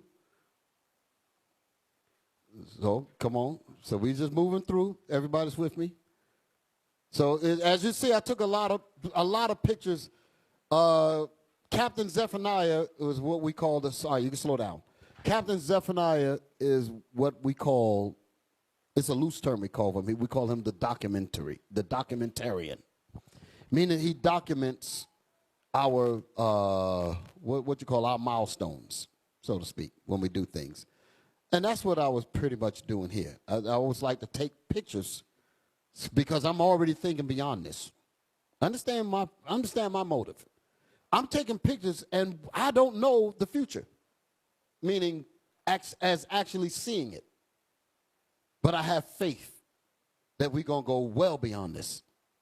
That's what I'm thinking. So I said I'm going to take pictures now to be able to show later what we went through. So that means you got to see beyond where you're at. You got to see beyond where we were at that moment. I said we're going to document these pictures and we're going to bring it up. So this is what you're looking at. Go ahead. That's the inside of the place. Now, y'all might not understand what this is going to turn into. But as we keep on rolling, that's Bishop there. That's Barnabas, and I think that was Captain Shem. So we in there. All that wood, we bought that because we got to frame the walls up. We got to literally build walls. So we put the sheetrock up. That's some of the wiring that I was working on. We're doing some other stuff there. This is when we went to Home Depot to buy the lights and all of that. Okay, click through. The flooring. We had to buy floors. Look. Y'all see it. This was we bought this stuff and took it in there. Meanwhile, paying because in 3 months, we're going to have to pay. And if this place ain't finished, we still got to pay for it. That's how it works. Go ahead. So we're trying to figure out what lights we're going to use, blah, blah, blah. Okay. Go ahead. So as you see progress, correct? That's what's going down. You see the flooring stacked that we ready to roll. Damn. Look at this. And we looking back at it now. But that ain't how it was as y'all saw the beginning stages of that. So when I talk vision, I ain't just talking jive. This is where we come from. And you have to believe in this before you actually bring in one screw, one nail. You got to see beyond this before you even start. It has to be seen in your head first. Go ahead. Barnabas. This is Barack Barr. He was a brother that died. We missed that brother. Great brother. Okay. Like I said, building the floors. Look. We had to actually build a floor on top of a broken floor.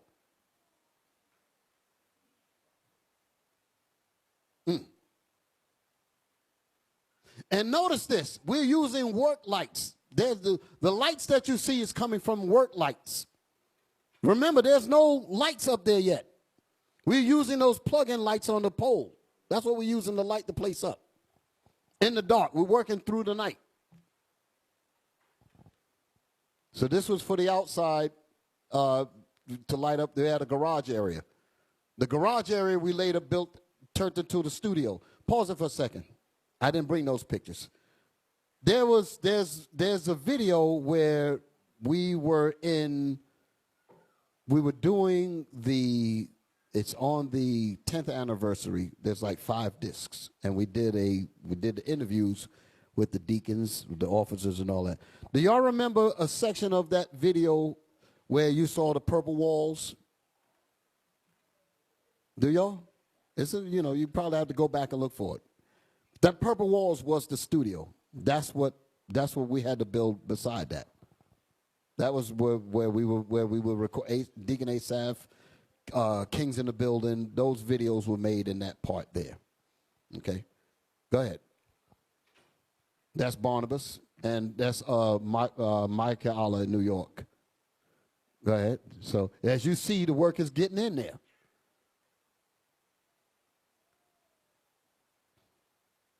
That was me, my little meter.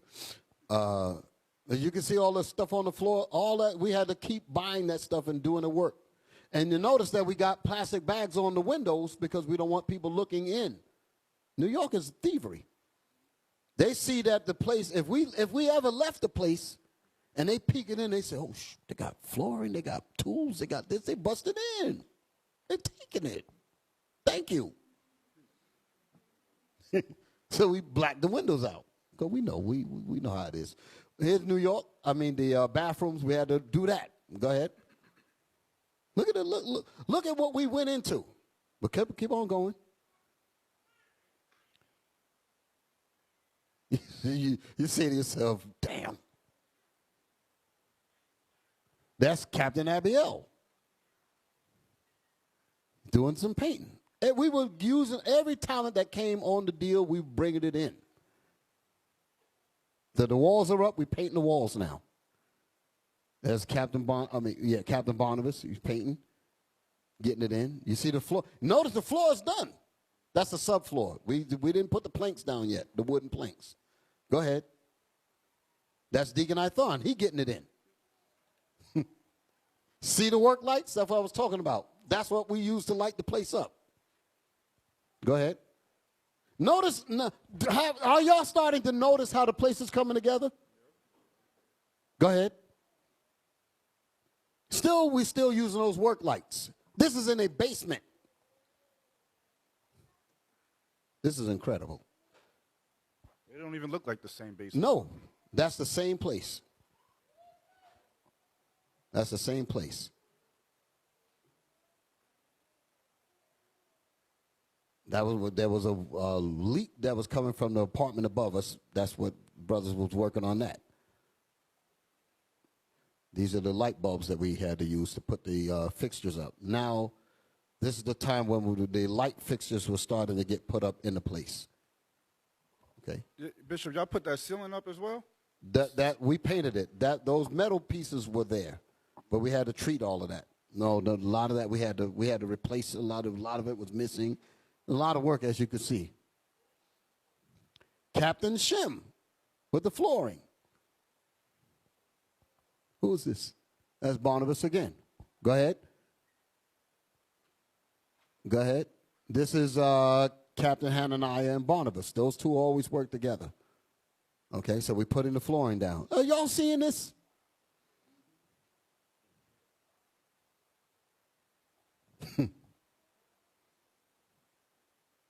Now we got the lights up. Now we got the front. Like these lights here, that's where that idea came from.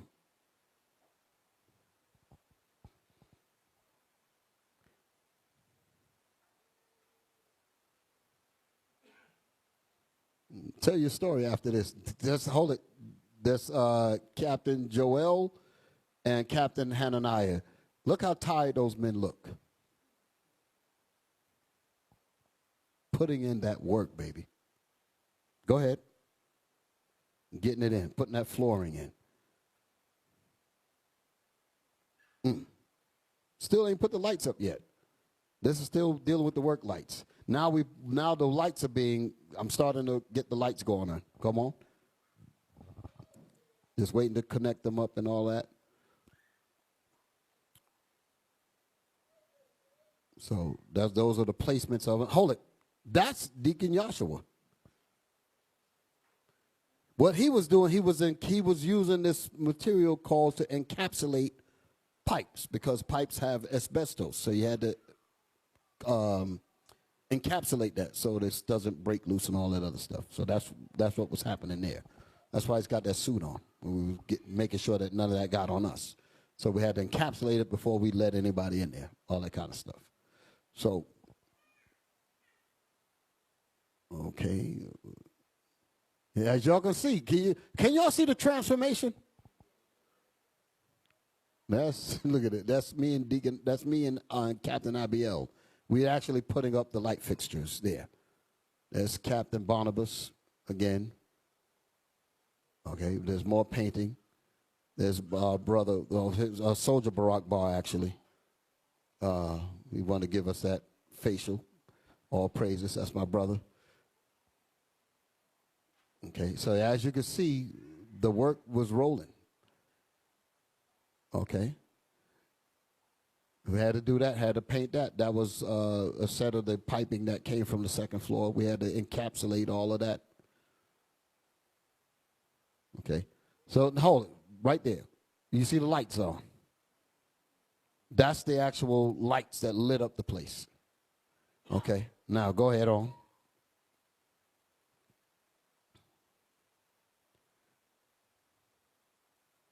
Oh, boy. Huh? Yeah. So that's the bathroom, the back bathroom areas. Okay. So we're dealing with the women bathrooms, the men bathrooms. That's what we've been doing in that area there. So as y'all can see, we had to really get it in, right? I'm just running through these things, just letting y'all see. Bishop, did the inspectors have to come and look at it? Yeah, we had all that done. We actually had some of the brothers that actually worked for the city that was able to make sure that everything was coded and all of that, so. Yep. So now we set up, that's part of the setup there. So you can see Deacon Asaph and Deacon Ithon. That's the table. where we was teaching from. You see, look at the old system that we had with the wired mics and all of that. Okay. So what we were doing there was really testing out everything, making sure the sound worked and all that. So that's what was going on there. Okay. Now, just pause it there. Do y'all recognize that look? So those classes like joining Israel, the organized nation, this is what the inspiration was about. This is what inspired it. So when I was talking about us standing up and being counted, it's coming from not only our history in the Bible, but from the works that we had to do and be men and stand up and do what God gave us the ability to do. Go ahead. I ain't had no, did I have gray hair? Yeah, I had some gray hair there. Okay, stop. That's the inside of it. You see where the chairs were. The sisters' chairs would sit this way, the brothers would sit that way.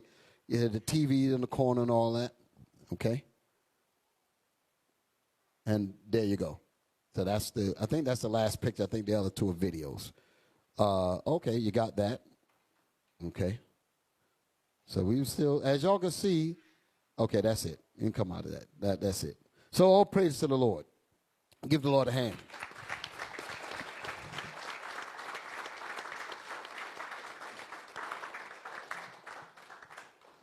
So when I mention things about how great we are, and there's a lot of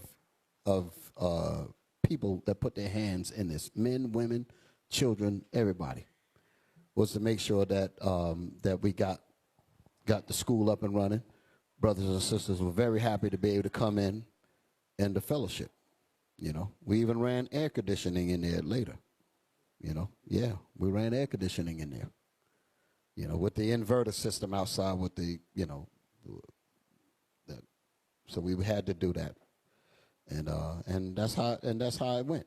So from there, that's when we went to the Mount Vernon building and did the whole process all over again. And I think y'all seen that video. Okay. And then from there, we came here. Well, I came here. And, you know, and we got another spot in Eden, New York. I mean, Eden, North Carolina. That's also going to come on through. So the work doesn't stop. The work doesn't stop. And our ability to continue to stand up doesn't stop. Okay? All right, so give a couple more scriptures, right? And then give the brothers and sisters a break.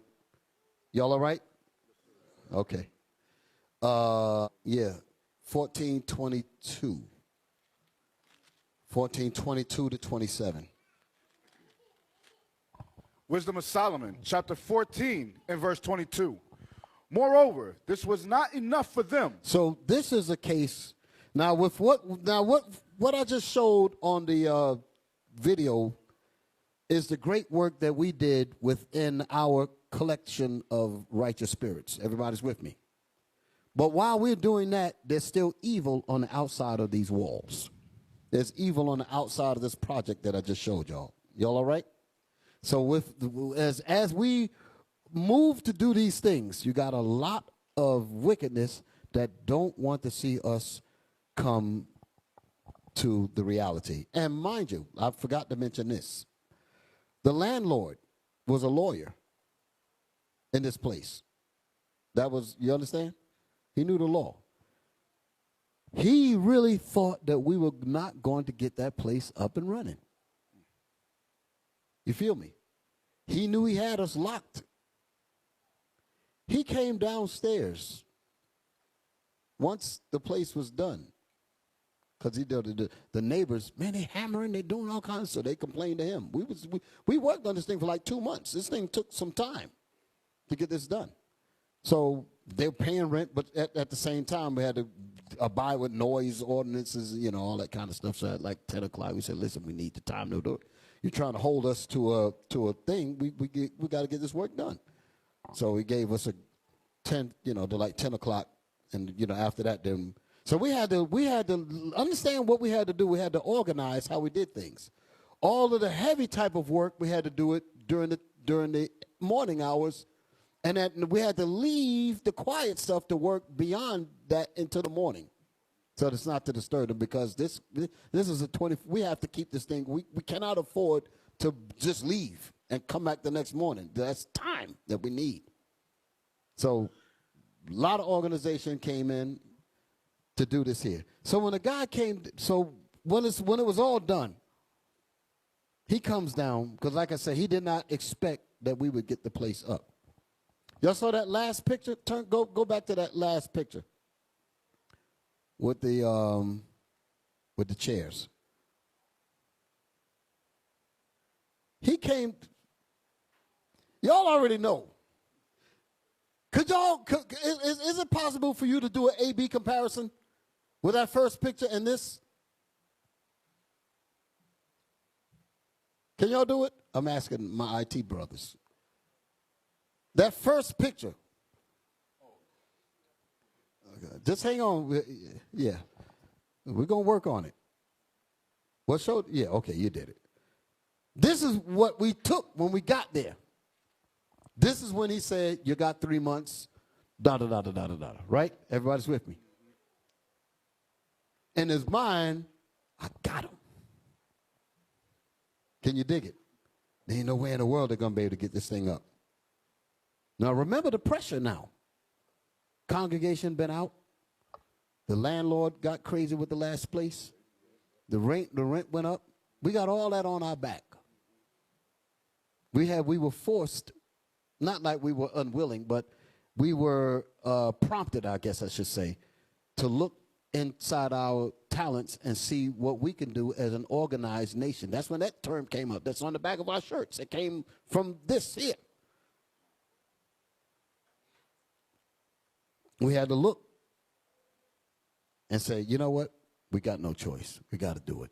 So we inherited this. Now show the next picture. So then it ended up at that. So the guy came downstairs and he saw this.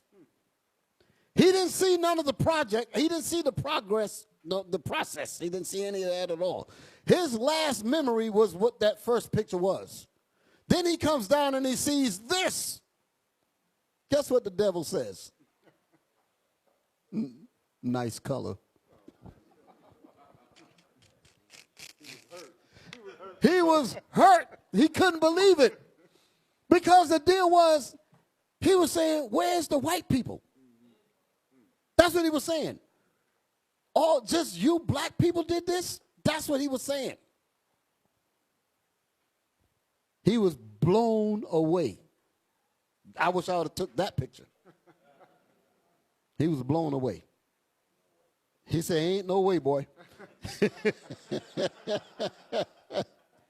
He was blown away. Now, here's the funny part about it. We're locked in at our rate. The way the place look now, he can get twice, damn near 3 times the monies. But he's locked with us for 5 years. He was thinking that, listen now, he was thinking that he had us to be in a bomb shelter for 5 years, come out, paradise with air conditioning, all of that. A couple of years later, we got the Mount Vernon building in 2015. We don't want to occupy 2 spots. So the same crew plus more, because more people in now. Now we go build the Mount Vernon school, but we still have this. He says, basically, I will let y'all out because he knows he could get, that is a community center now. But before, it was what y'all saw. Nothing. So he allowed, that's my understanding. I think we were there for like 3 years, and then he just took the loss on the last one because it wasn't going to be the money that he could get for renting it to somebody else for 3 times the price, which is what he did. I drove by there and saw it.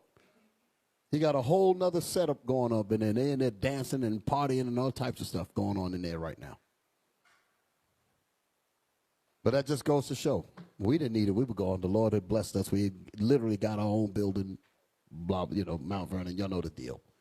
So these are things that comes to mind when you do not think as hidden people. If you think hidden, you're not going to do stuff like this here. And I say that to you women and to you men.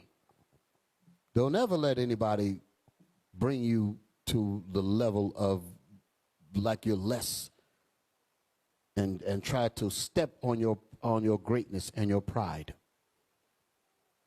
I'm serious about that. Always hold your head up high because you are the people of the Lord. And if you're the people of the Lord, there's nothing expected from you but the absolute best. And that's how I see you. Some of y'all know me in here. How I deal with things in this building that I don't like. I said, why are we allowing this little thing to happen this way and the little piece of that fall? I said, we're better than that. I want it tip top because we are the tip top people. I don't accept mediocrity. And if I don't accept it, I don't expect you to accept it either. You have to have that thing that whatever you put your hands to, that's excellent right there, brothers. Whatever you put your hands to, when you let it go, you say to yourself, I could put my name on it because I put my very best in it and it represents me. That's the pride that you have to take in your work, in everything that you do. Put your absolute best into it and accept the fruit of your hands. That's why I talked about Adam. When God made Adam, before he formed him, he said, let us make man in our image. And he made man, and then came woman. And before man was made, God had to see man in his mind first. Before the earth was made, God had to see the earth in his mind first, in God's mind. He had to see day and night first before night and day existed. Y'all follow me? So if that's how God is made, he made man that same way. He gave man the ability to have vision in his head that is not yet seen. But what did God do? God manipulated the elements to create daylight. It was all, like the Bible says, the earth was without form and was void and without form. He had to take half of the elements and shade it to create daylight and night. Okay? Then he had to take the elements, the molecules, and make earth. And to make the dry land and the seas, the water, vegetation. He had to see that in his mind first. You feel me? Then it was created. Then he said, I want to make man to operate the same way. He puts man on this earth, the black man. The black man. Put the black man on this earth. And he gives Adam the same mind that operates like his. Okay, Adam, I'm going to put you on this earth with vegetation, water, land, and you are going to have to formulate clothing. You're going to have to formulate housing. You're going to have to formulate everything else. But in order for you to formulate it, you'll have to see it in your head first.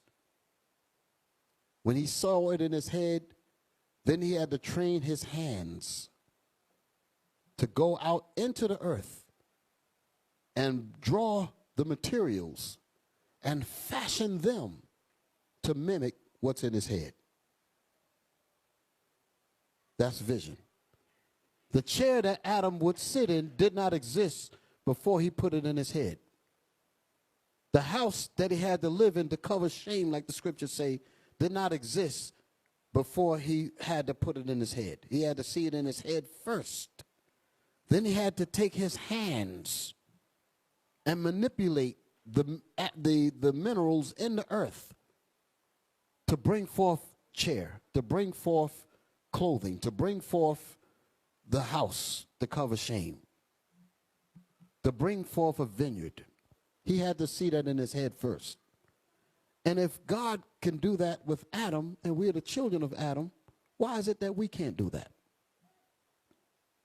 So we are to never let anyone kill your aspirations for greatness.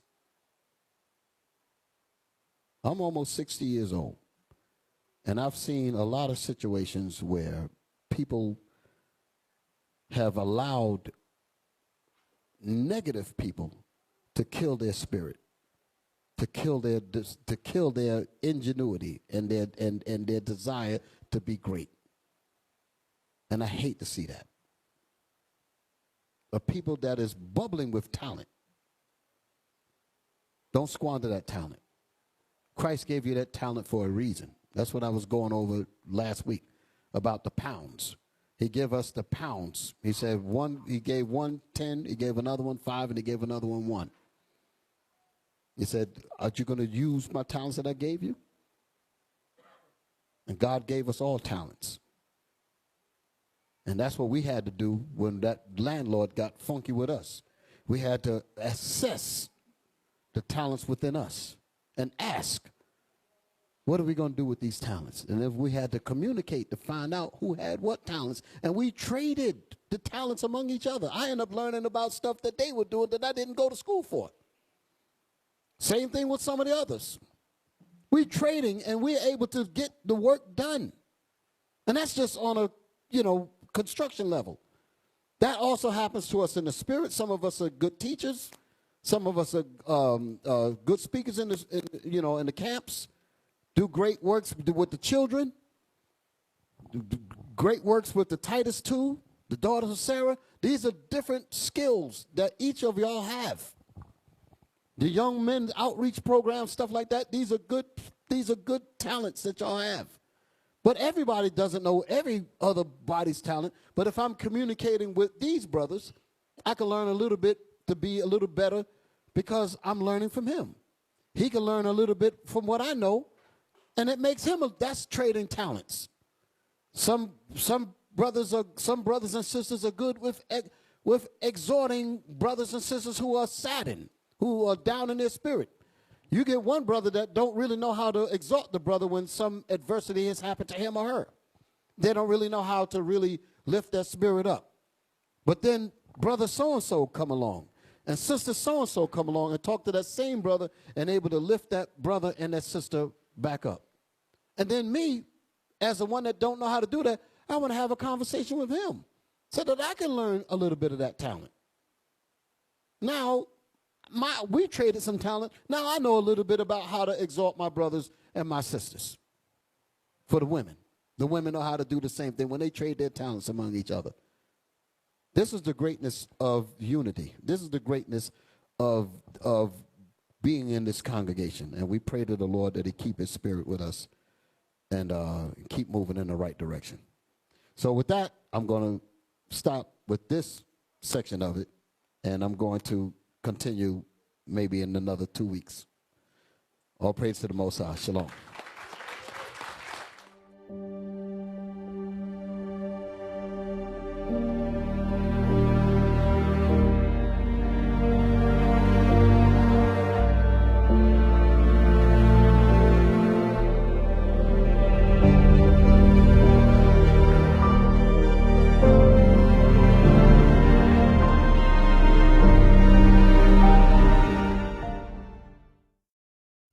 We used to scream black power while heroin was pushed.